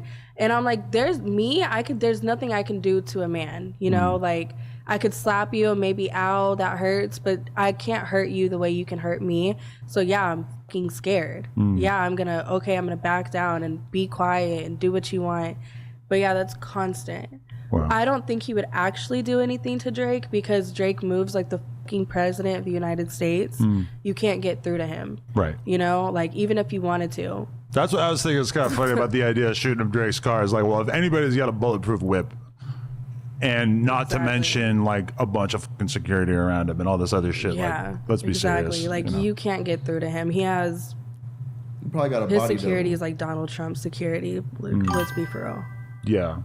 Did you hear the story about like Sauce pulling up on Drake while Drake was like out with a girl? Yeah, I think that was like in 2000. Hey, what you saying? Church, you knocking other P's last 3 or 4, you checking it in good or paying? One second, let me scroll this shit open.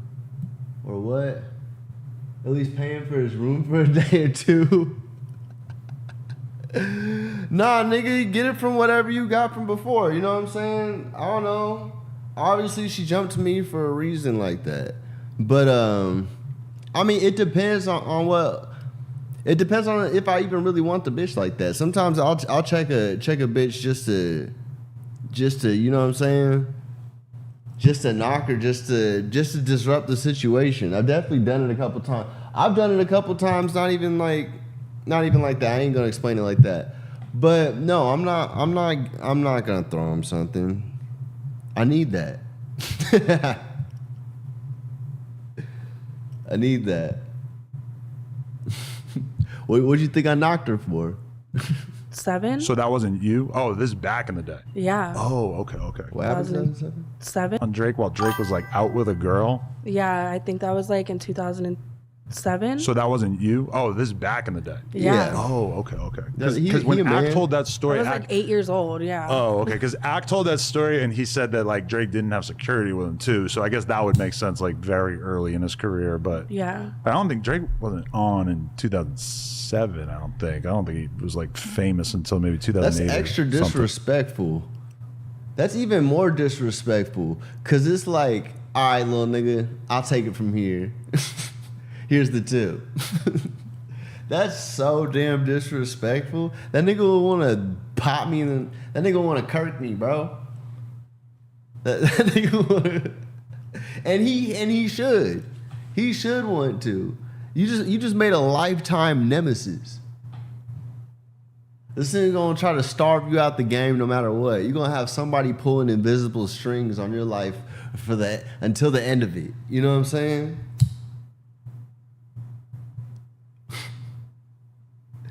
I'm not saying don't ruffle feathers. I'm just saying ruffle the feathers enough. Don't make that nigga's bloodline go against yours for the rest of the time. All right, little homie, 200 for the room. Get yourself another one, knock you something, get something going, cause you ain't got nothing going. That's crazy. That's crazy. That's crazy. If it's the homie, that's crazy. If it's like somebody I know like that, I'll be like, damn, she's choosing. All right, here, bro. She done threw me such and such. You know what I'm saying? Boom, I'm gonna hit your hand. You know what I'm saying? I'm gonna hit your hand with something, bro. You know what I'm saying? You know, let's make it happen. Let's make it happen. We could do it again. You know what I'm saying? Hit me with another one. You know what I'm saying? But nah. I ain't hitting the rando with the here's 200, be my groupie, little nigga. But that period of time. Yeah, I think it was that period of time. I think like 2007. And yeah, I did hear about that situation. Drake with no security in 2008 or 9 would be make sense. Believable, I guess. Yeah, he's just kind of getting started, but damn. So that's insane to think that it goes back that far. Yeah. And honestly, I think the whole beef, from my whole understanding and my perspective, is I think he was just really mad that Drake didn't give him a feature. And then from also my understanding is Drake never said no to the feature. It's just he wasn't going to do it on Sauce Walka's time. Right. And then got mad whenever he didn't get it, whenever he wanted it on the song that he wanted it on, and pulled up on him and did whatever he did. And then now I think at that point... Nah, I don't be on the blade. I don't put my girls in places where... In weird places. Places that stink, that's number one. I'm not putting them in those places. I wouldn't do that. So... let's get that out of there. I done had too many... I know too many people in too many situations, and plus it's honestly not that great a look. That's not a good look. We in 2026. It's a long time since 1956. You know what I'm saying? 1976. That was a long time ago. We don't gotta do that like that anymore. There's so many other ways. I'm not doing that. I said other ways that I started out before, and it didn't involve that. it still always had a little pivot in it. You know what I'm saying? I had some other ways. I had some alternative ways. I had some extra ways, but it was never a blade. You know, that's I don't do that one. Yeah. What'd you say? 1099, why can't I send a super chat? I think I gotta get more watch hours or some shit like that. I think I gotta do more. I'm more consistent now. I'm doing it like every other day now, but I never really did it. I was too busy doing the thing that we talking about. You know what I'm saying? A lot of people talk about what they did and stuff like that. A lot of people ain't doing it. That's why they ain't got time to talk about it. You know, but I got time to talk about it, right? I'm making time to talk about it. You know what I'm saying? Yeah. Point Drake is like, fuck you, dude. Right. I'm not giving you shit now. Yeah. I mean, anytime you're dealing with somebody who's like important, being pulled in a million different directions, etc. Like when I talk to Drake, it's like, wow, I think it's cool that you're even like, that you even trust me to even tell me anything that you got going on or whatever. I'm not like, you know, vying for like, oh, you got to give me a look. Like, let me do this. Like, help me out in this way or whatever. It's like, if you're going to, you know, give me any kind of opportunity or whatever, that's great. But I'm not going to be being thirsty and rushing it or asking for it or whatever. I mean, look at Ak was not glazing, standing, being a huge fan of Drake for like, you know, 10 plus years. And Drake eventually, you know, like flew him out, took him out to eat, all this kind of stuff, whatever, like gave him like a moment that Thing is, the blade seems like, to me, also it seems like selling crack. Like you just posted on the block waiting for someone to pull up, waiting for a rando to pull up in like an unregulated territory, just waiting like a dope boy. Like I'm not sending out the pretty bitch to act like the dope boy. You know what I'm saying?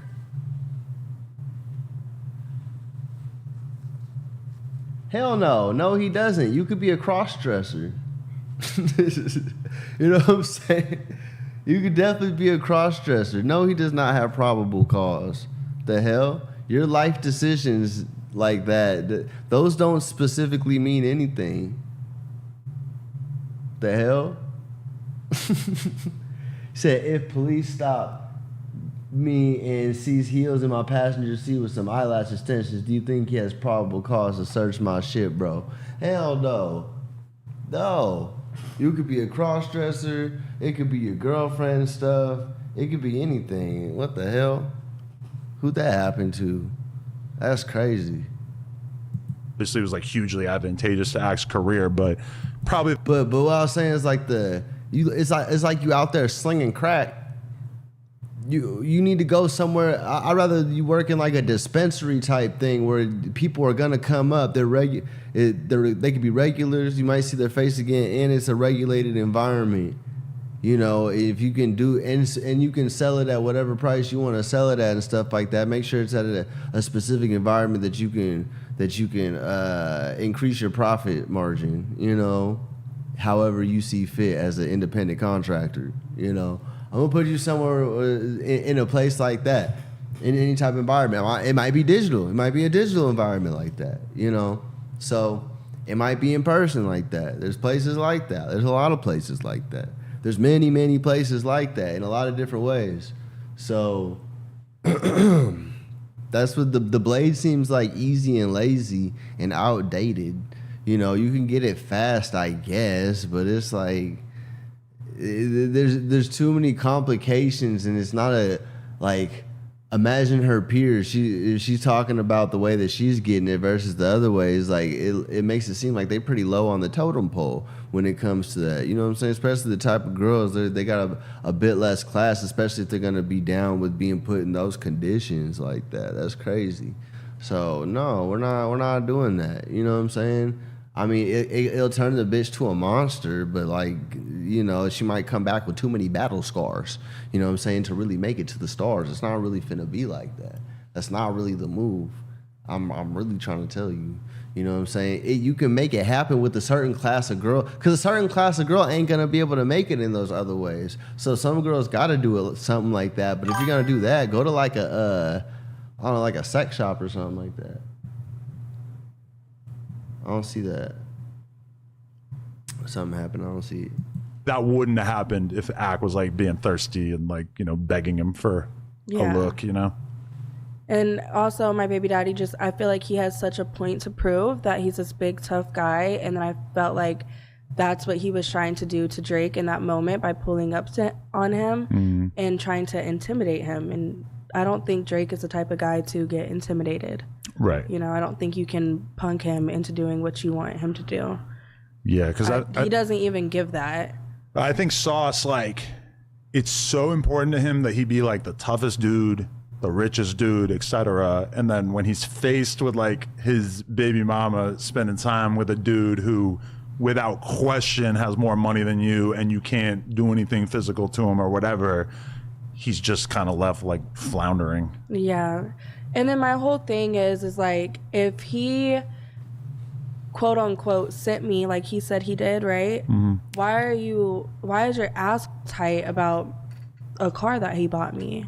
Right. Why are you so upset about it? Wouldn't you be happy like, woohoo, we just got a free Maybach? Right, because that's how he tries to paint it, as like, look, I sent my girls to get this money and these possessions out of Drake, and then I'm spending that money, or that I'm driving these cars, etc. Which, like, from a pimp perspective, I guess that would be admirable, but obviously that's like the only thing that he can say. And then when we hear the phone calls, I think you like the bubble pops and you realize like, oh, that's absolutely not what happened. Right. Yeah, it's not what happened at all. He was very intimidated by it, I think, and upset because, mind you, my baby daddy has never bought me a car.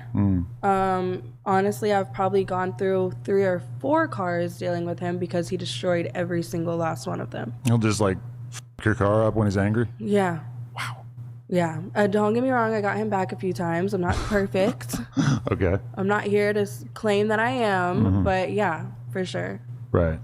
Because that's another thing that sounds like they both the problem. She said she got him back. What do you mean got him back? You trashed one of his cars too? Y'all going car for car?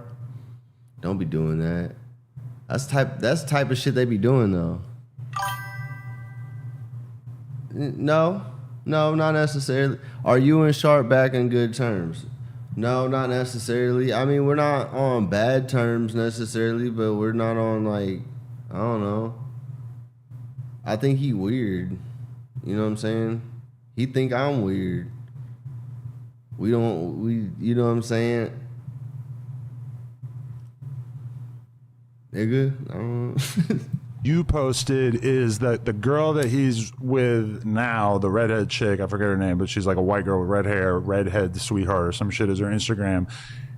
You posted photos of her. That she posted on Instagram. Oh, herself. so she did post those before where he had like beaten her up or got her jumped as well? Was that eye-opening for you to realize like, oh shit, this is just what he's doing? No, because I knew that's what he was doing. I mean, I can't be the only one going through it, you know? And, you know, I just knew, I already knew. I've dealt with it, and she's been around longer than I was. Right. So, and the few times me and her have been together in, person, and when we were trying to get along, because a lot of times he would pin us up against each other. She does this, and you do this, and she does this, and she does this, and it was a lot of, he would make us almost be in competition with each other. So the few times that we did try to get along and get together in person, we, exchanged a lot of stories with one another. Really? Yeah. Anything stand out about what she's been through? I'm not going to speak on her story. That's for her to tell. And if she wants to, that's on her. But I'm not going to speak on her. I can only speak about myself. But yeah, a lot of similar things. Because she hit me up a couple times and not like, she hit me up, I think to like tell me shit about him. Shut the f up. But it like, I wasn't sure because I know that he like uses his girls' Instagrams to try to get people set up and shit. No. So I feel like because she like hit me up and then I was like, yo, what up? She was like kind of saying she wanted to do an interview, and then I was just like, what up? And then she like stopped responding, and I'm like, oh, okay, he got back cool with her.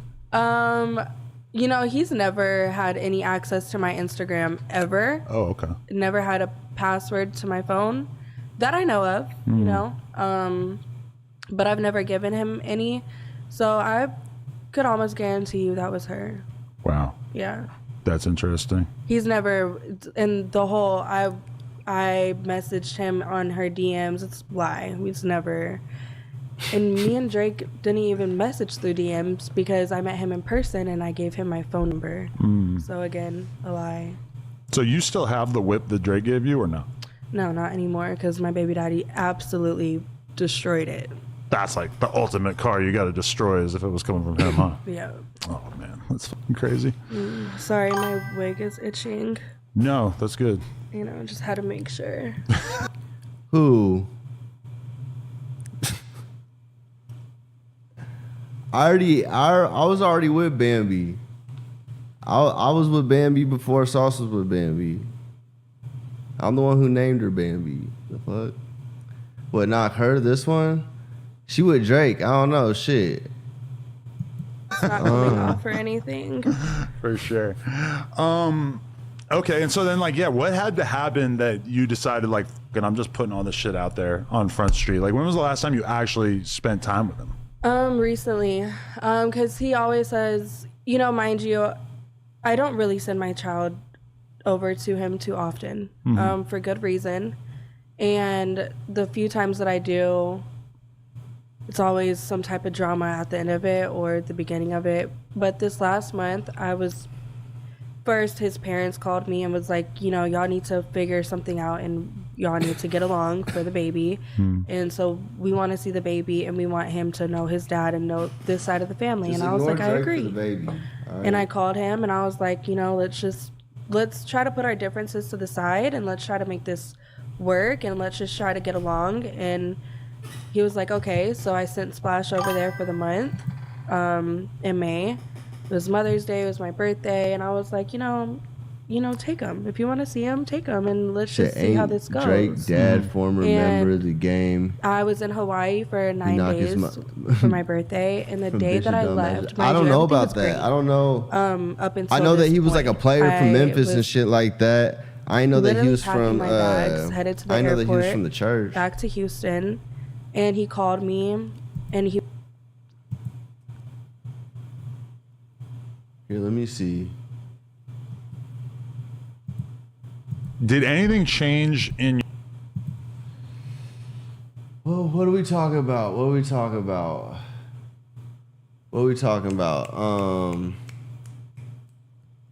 Yeah, Drake's dad. What, Pimp Game?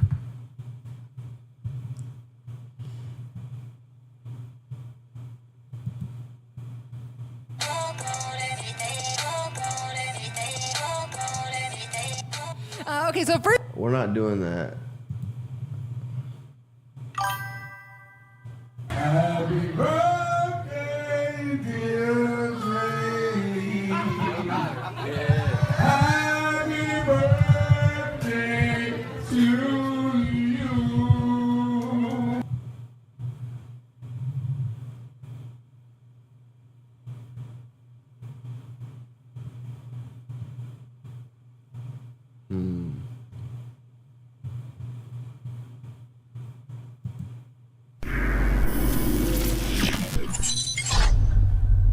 Oh, what Project Pat got I mean, to say? how did it feel to be in the game that long? You know, because at this point, you're what, 20-something years in the game, and here you are, you know, 40-something years old. First class and wouldn't even know who they is. And then I get off the plane, my cousin, man, you know you was sitting by such and such. I said, I was. I don't even be known. All right, I just wanted to see what he had to say, but it don't look like it's gonna be that.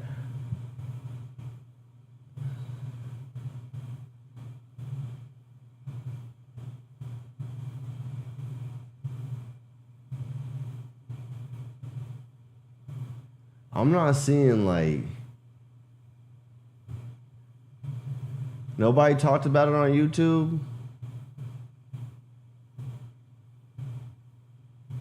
Nah, someone sent me a video of that. He wanted to flex on me that he got his strip club back, Splash House. Is it open again? Because I heard it got shut down like right after it opened. It will be shut down in a couple of months. Just give him some time. And why did he get shut down the first time? I don't think he could afford it, or I don't think it was making money. Yeah. Okay. Because I know a few of my friends went in there just like to, party after hours, and they went over there and they were like, "Girl, he was in there throwing his own money trying to make it look like it was something." Oh wow. Yeah, and I was like, "Huh, pathetic." A few people sent me pictures of like the doors being like chained closed, and this was like a couple weeks or like a month or two after it opened, and I was like, that's weird. Yeah, 2 seconds of fame. Ouch. But okay, so then what happened like while he's got your kid and you're in Hawaii? Yeah, so he called me and he wanted to flex on me, and I got my strip club back. Your baby daddy's the biggest in Houston. I'm the richest in Houston. Who nobody can shit on me now. That's basically. Do you the watch gist No of the Jumper phone call News on the was, is he daily, wanted to bro, flex or on not me. really? And then his. Not really. Like I catch highlights if something like piques my interest, but nah, I don't care about a lot of stuff. It's 2-1. I haven't been watching UFC lately. I've been watching the NBA lately. I've been watching the Spurs. I've been watching the Lakers and the Spurs. That's what I've been watching. Nah, I ain't been training. I ain't trained in a minute. I might get into it if I got a good reason. I do like a little like shadow boxing, like a little bit of drills like every other day and shit like that, just to keep myself sharp. But nah, I don't. I like my face. I ain't trying to get hit in my face if I don't need to get hit in my face. These $25,000 veneers, I ain't trying to get punched in my tooth, have to replace one or something like that. Nah, you know what I'm saying? But like, you feel me? If it came down to it, I'll do something. Like I'll fisticuffs if I have to. So that's why I'm not gonna do it unnecessarily. He said never too late. Nah. If I was gonna do that, I was gonna do that a long time ago. I ain't finna. Nah. But I mean, if somebody want to pay me to do like, if we do like brand risk or something, I'll do like a celebrity boxing or something like that. I want the pay to be right, But I would want it to be like celebrity kickboxing, cause I'm more of a kickboxer. So for me to go and box, I have to put some of my tools away. You know what I'm saying? I was in like Taekwondo when I was really little, and then I was in like when I did cage fighting, I more so like was really good at like kickboxing.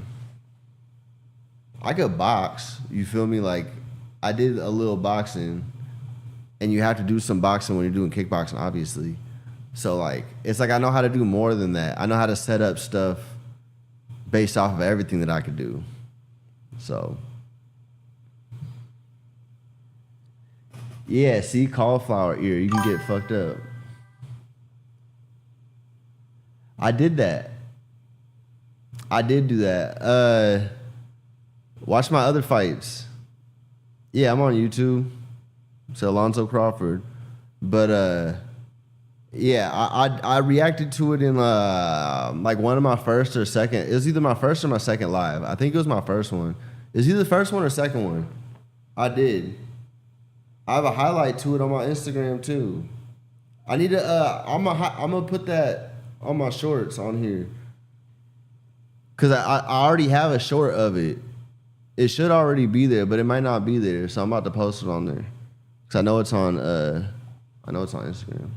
The other baby mama called him, and he flipped the script on me almost immediately and started screaming at me, or "Fuck you, bitch, fuck you, this, that, da da da da da." All right, and yeah, she was go basically, ahead. Yeah, go watch it. Kind of exposing him on the phone, like, "Well, you do this, and you buy 3 Chanel bags, and basically going against everything that he says he is. You're tricking." Right. And I was like, "Oh, so you are a trick." And then that's what really set him off. And then from then it was just downhill. Really? Yeah. She called him a trick. It's crazy. But you must have been tripping out because you're in Hawaii and he's got your kid and you're like flipping out obviously about like him potentially being in an unsafe situation. Yeah.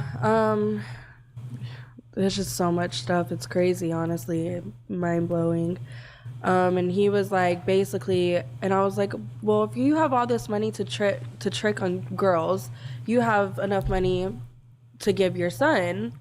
And I'm not hurting for money. You know, like, I can afford my son, no problem. It's just the fact that you don't pitch in and you don't do anything. And and it's expected for me to pay for everything. Right. The whole month he was with his son, this last month, his assistant was calling me, asking me to send groceries to the house. Really?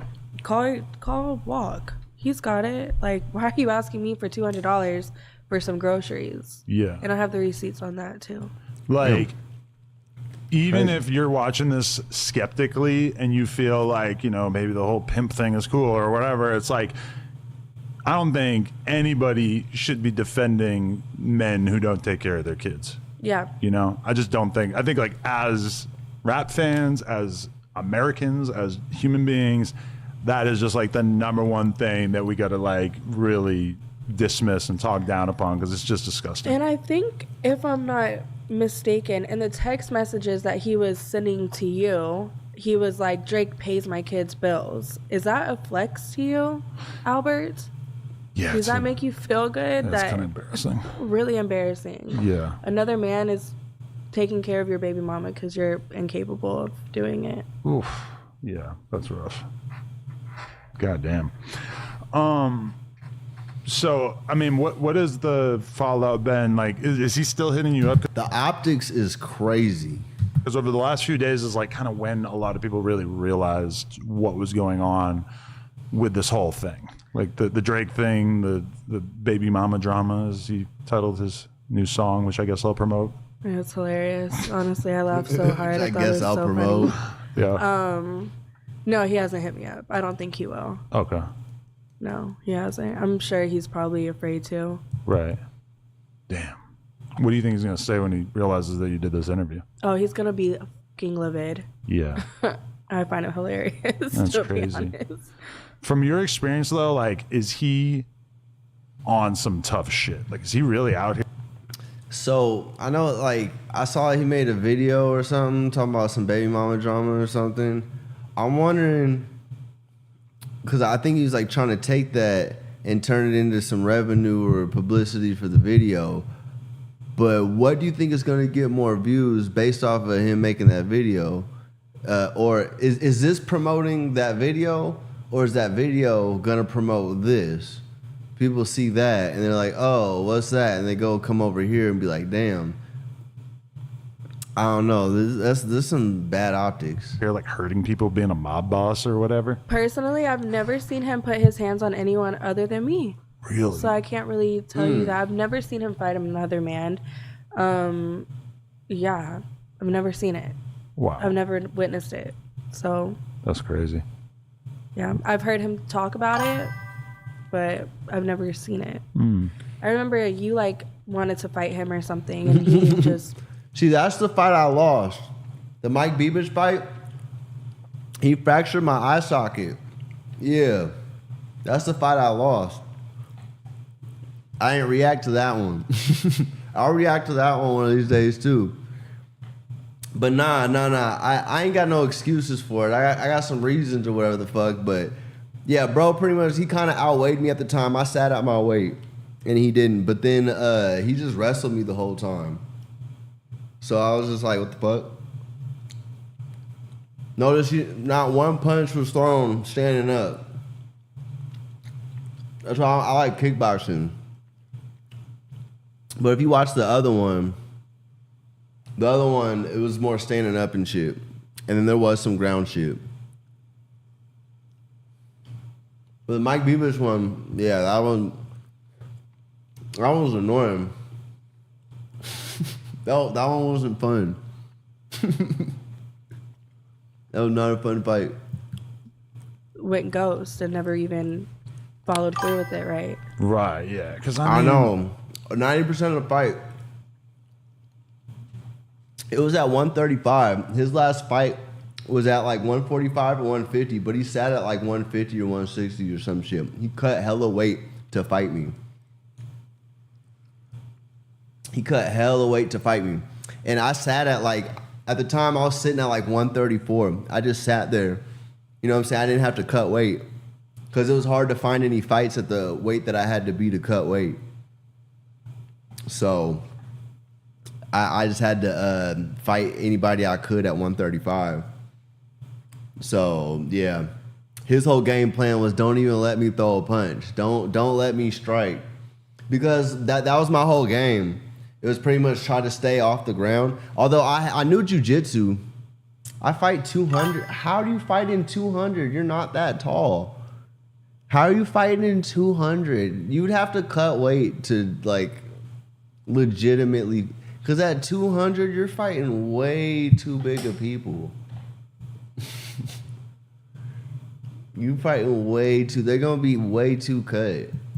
Listen, like I don't talk about myself as a fighter or whatever, but my whole thing with him is that like he a little dude. You know, a little boo-boo. I mean, he's just like a little guy. Yeah, soft. See, Adam be saying stuff like that. When he got in the ring, he got treated terribly. But I mean, like that's also the type of people you have to fight at 200. But I'm pretty sure I would have put up a better fight than he would have put up. You know what I'm saying? So Adam be be sizist, because he was even saying that about me. Like he was saying like.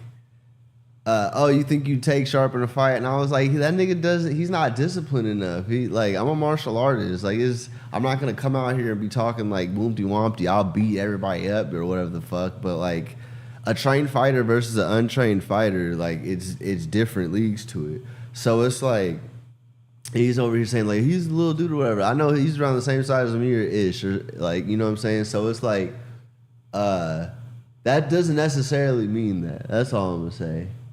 What's the best way to lose fight during a weight cut? Really like the sauna and shit. Sauna, running. You know, if you run with like a garbage bag on you and shit. Damn. Okay.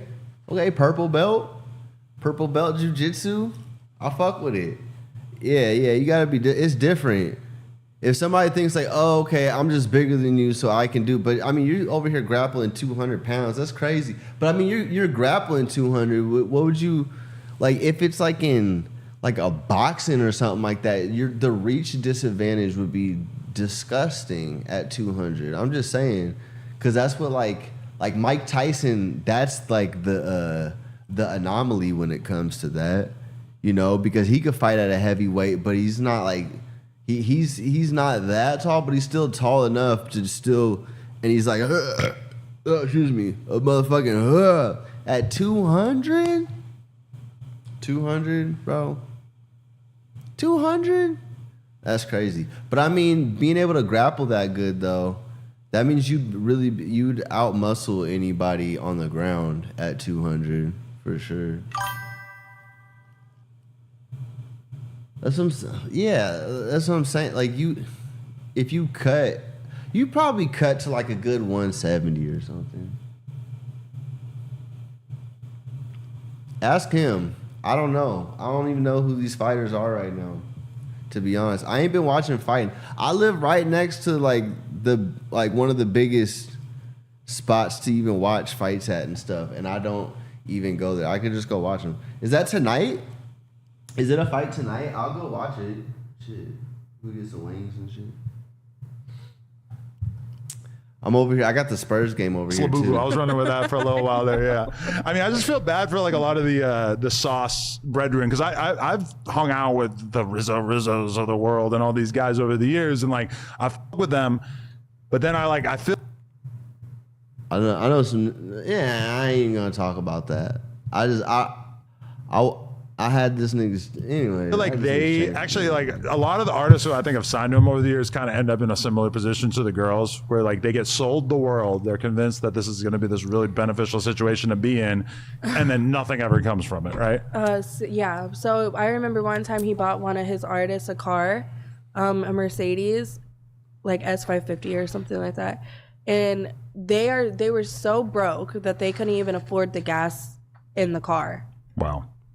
They were calling other people on TSF like, hey, can I borrow $20 so I can get some gas? Wow. And you're driving a $50,000, $60,000 car? Yeah. Yeah, that's sad. It's crazy. Yeah, it's embarrassing. Get him a fucking Texaco gift card to go with the whip. That's crazy. Not the Gotta gift do it card. right, man.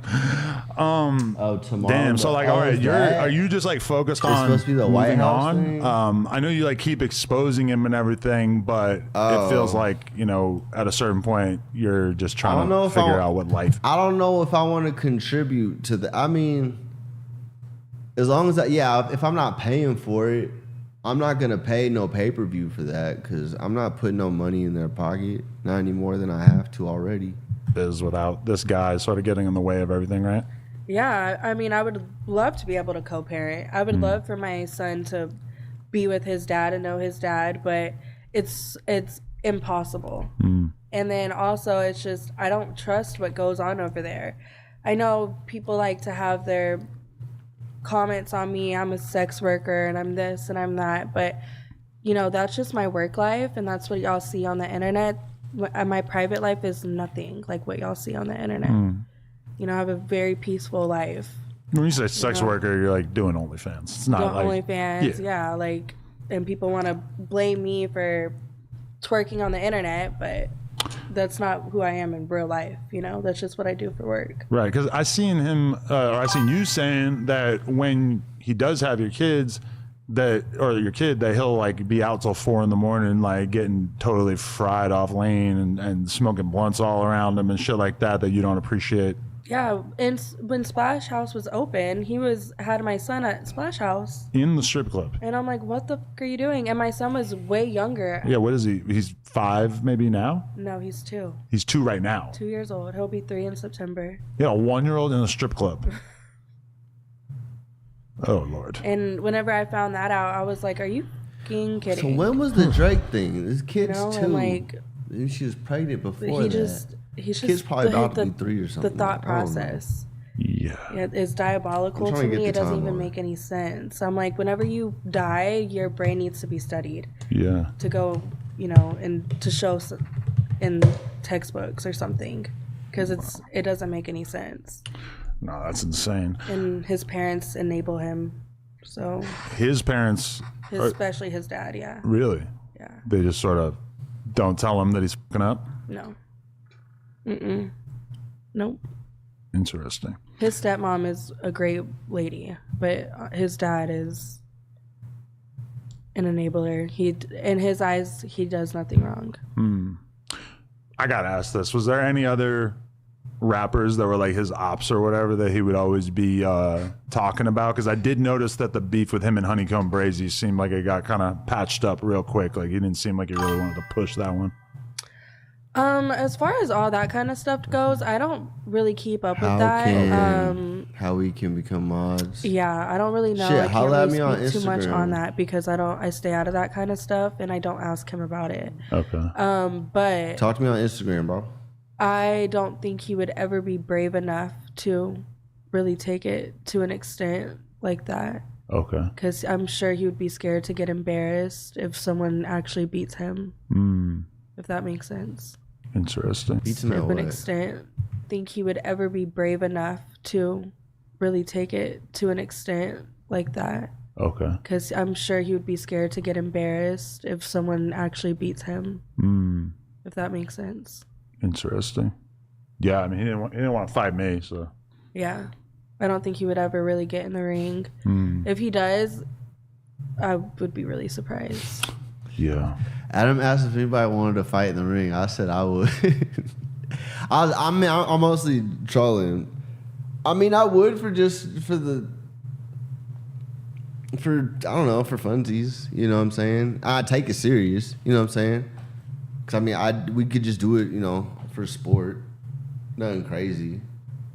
A lot of it's intent. You want to hate your opponent and stuff like that. But, you know what I'm saying? I know how to... I've been in combat sports for a long time. I know how to just, could do it for... Just do it for the one time,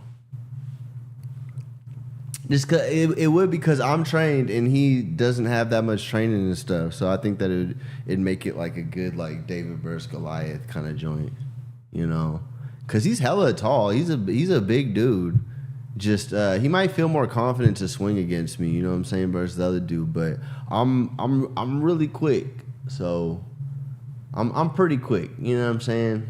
I'm pretty fast. If you go watch the fight I won, you'll see how fast I was. So like, what would be your advice to girls out there who are being, you know, preyed upon by like him or somebody like him? I would first, if you come in contact with someone, look at the red flags. Don't ignore the red flags. Go with your instinct. You know when someone is not genuine. You can feel it. You can see it in their eyes. As hard as it might be, the first time they intimidate you or put their hands on you or abuse you, leave. Cut off contact. And keep a stash of money to yourself somewhere. Don't give 100% of your OnlyFans earnings to a dude. Yeah, keep That's a crazy. stash of emergency money, and you know, the first time that they put their hands on you, call the police, make a police report, get a restraining order. Then they won't, you know, men like that, they're gonna be scared to come back around. Yeah, because you seem like you're moving kind of cautiously. Because even when I was asking you in the DMs like where you were staying, you were being kind of tight-lipped about it. Like you seem like you've kind of gone real out of your way to remove yourself from anything that might be involved in this situation. Yeah, I don't. I'm. You know, he's also in Houston as well. Has obviously a bigger name than I do. I'm obviously going against him.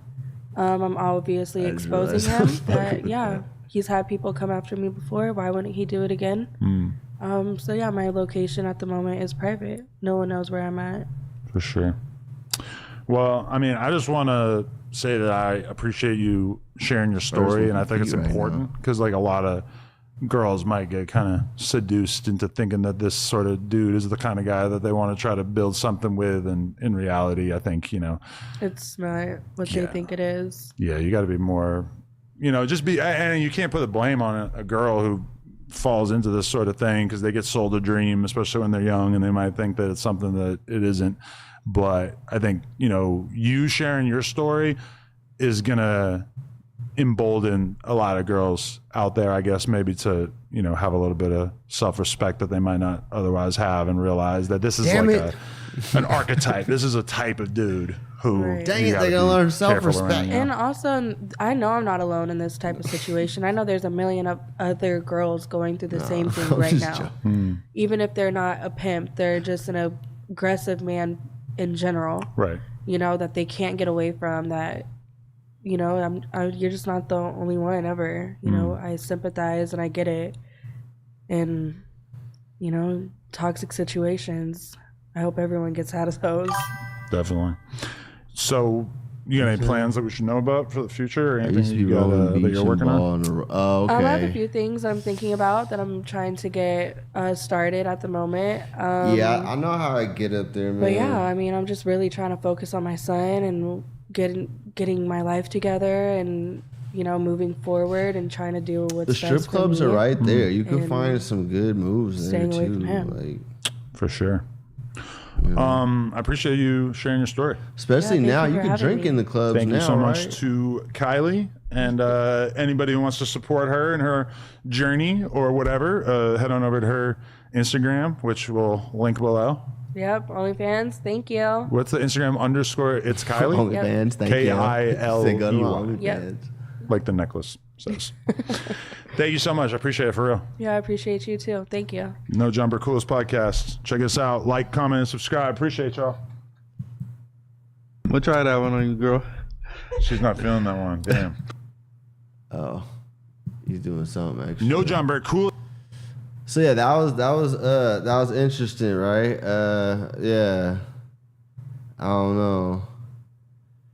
See, a lot of people do a lot of things that put a lot of bad taste in all that. That's why I was even showing like the whole digital pivot stuff. It's like, let me give another option, since everybody's making the game look real bad, especially during the waking of this other opportunity. You probably want to jump onto this other opportunity before all these other niggas sink the ship, you know?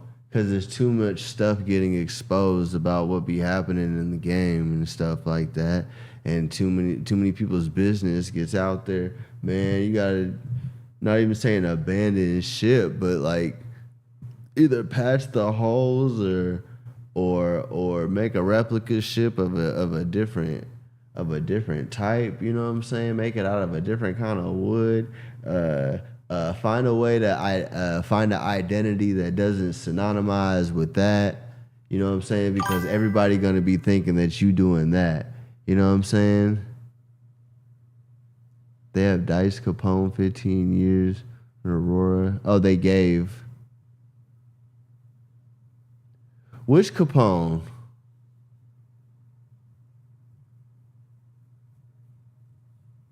I know another Capone. That nigga's in Vegas.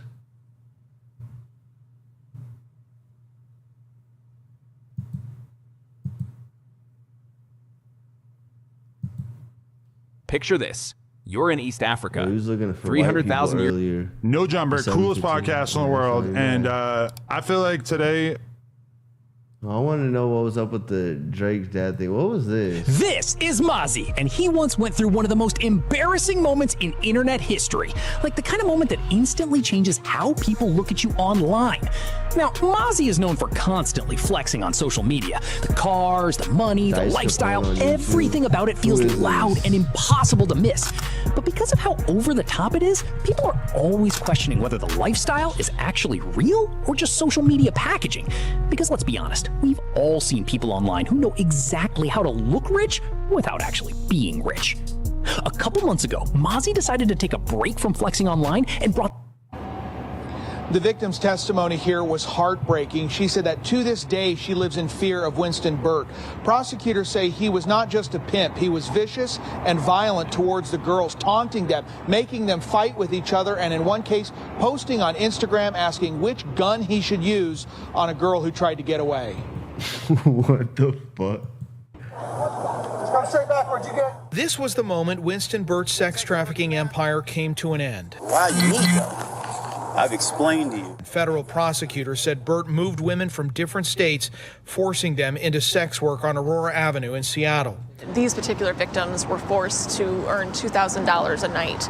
The defendant would not let them come home until they had earned that amount of money. Kate Krishman prosecuted Burt's case. These traffickers are able to recruit victims by portraying their luxurious life on Instagram, on social media.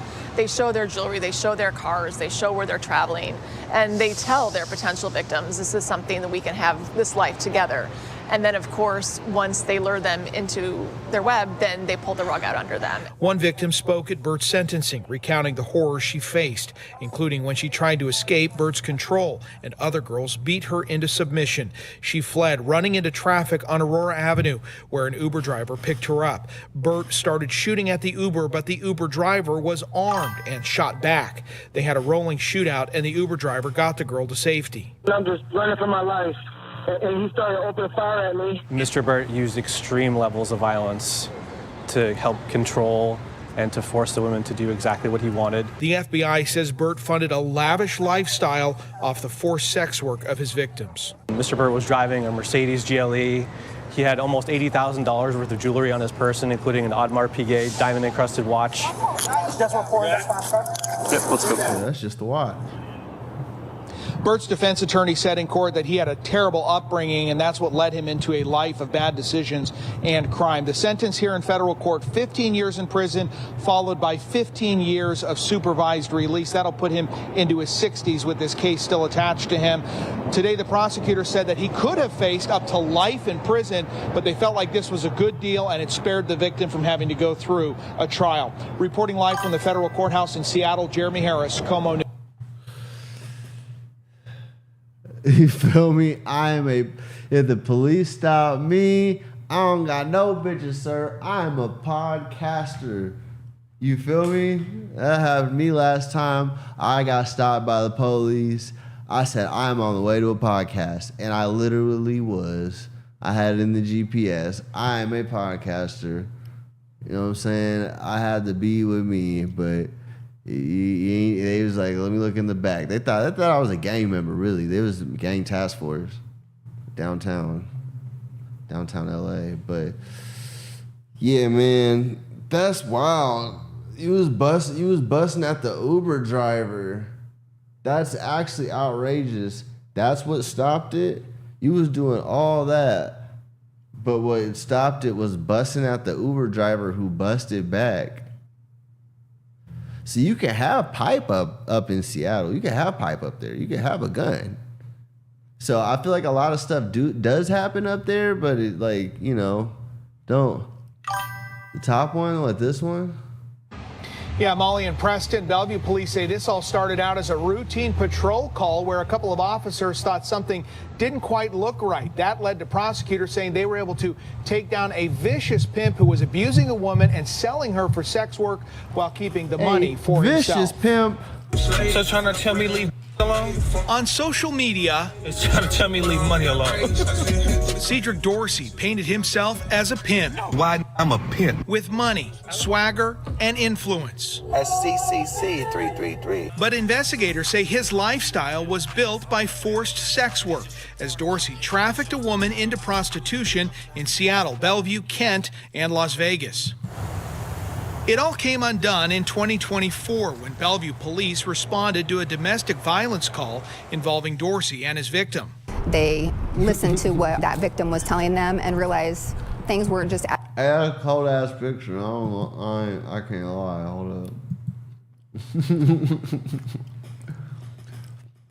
You got the full Medusa couch with the Medusa robe with the AK. No, you shouldn't. No, not unless you have a way to justify what you're doing to make it look like what you're doing isn't what you're doing. You know what I'm saying? That's why if you do like OF stuff, you can do stuff like that because there's a justification. It's like, okay, it's coming from something legally. It could look like, or if you're a rapper or something like that. If you're like something that looks like you could be doing that based off of that, then cool.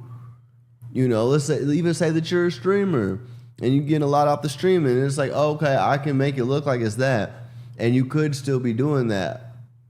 But like, if you're making a lot off of that, then you're not really going to be doing all that unless you're just like hella greedy. Which, I mean, no. Or unless it's not hitting like that. Times get slow and it's time to hoe. You know what I'm saying? But yeah. No, you probably shouldn't be. But the temptation's there. Because what are you doing it? I mean, not like what are you doing it for? You doing it for the money. You're doing it for let's say generational money. You want to have money for a long time, but you do gotta promote a lifestyle in order to get other people to get on top of that lifestyle. So it needs to be reasonable, and you need to make it look like it's damn near something else. And his victim.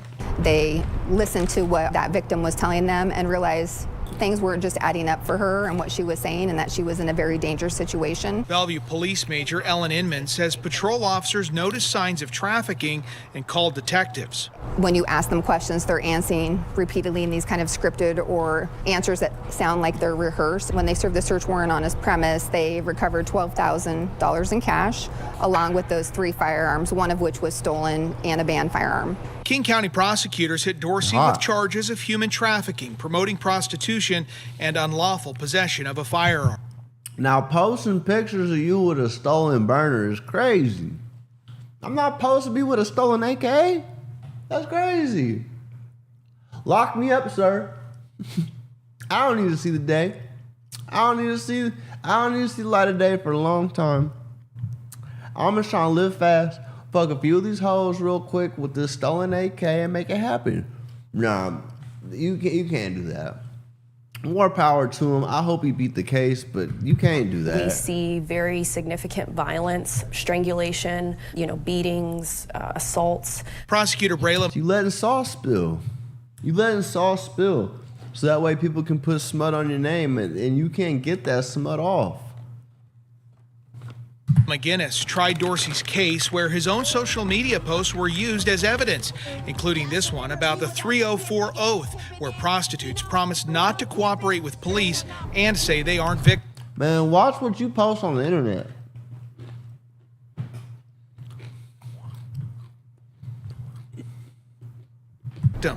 One of the biggest rules of the game is not to talk to police. It is that idea of selling the dream, right? Saying, I have these nice things. If you come with me, you can have all of this, right? And when you're talking to someone who has had a very rough upbringing or a very troubled life, that's the vulnerability that they exploit. That's the way I look at social media and the...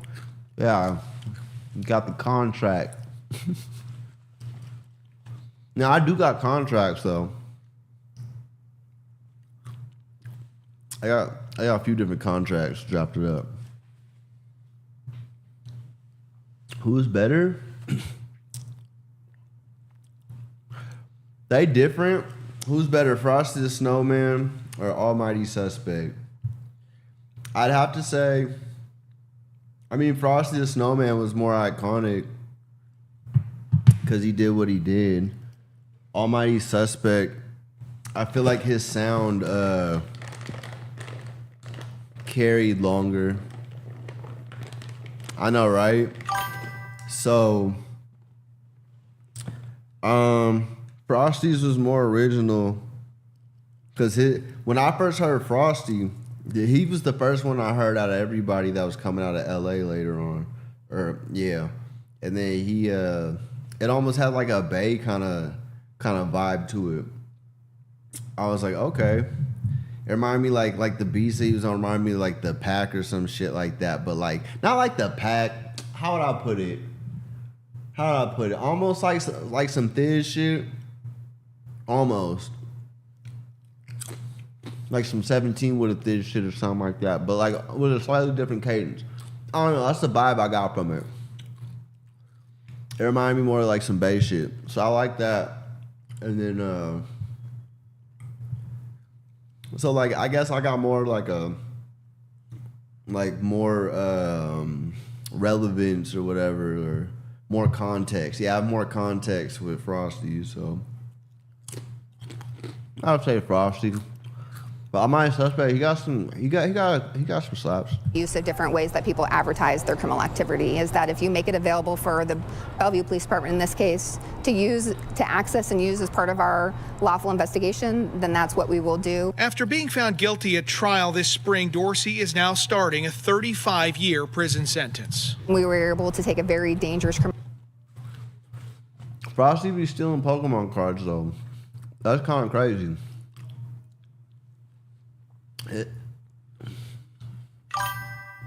It's hella funny. Nigga says Stacey Dash or Keisha Cole. Stacey Dash, although she's hella weird now. I'll take like 2005 Stacey Dash.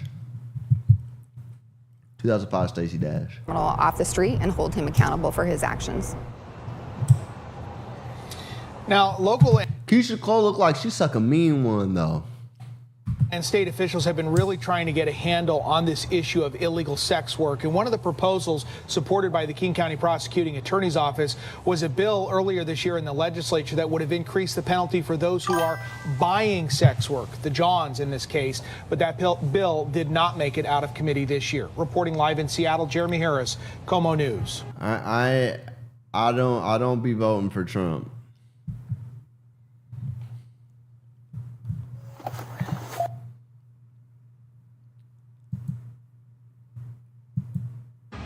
Yeah, I don't be doing that. Start there.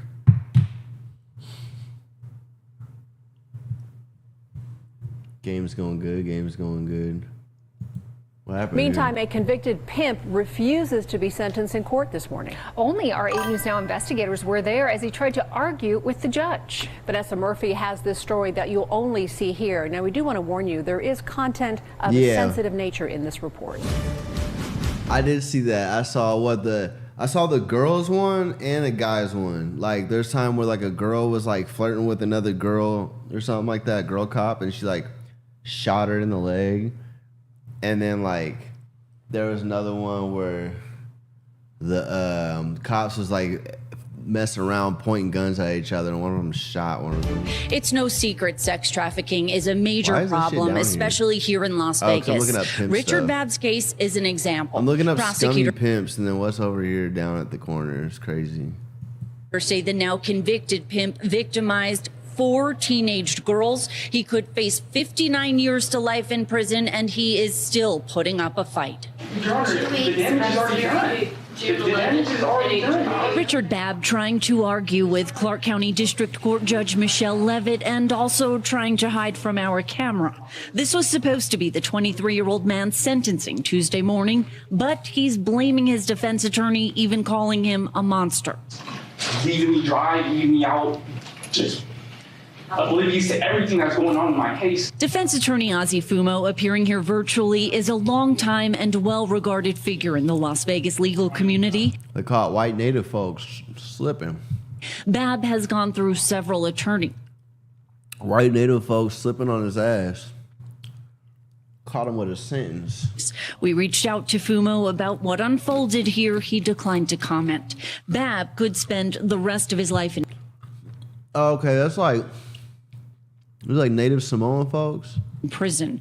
Prosecutors say his victims include 13 and 14-year-old girls he gave marijuana to in exchange for oral sex.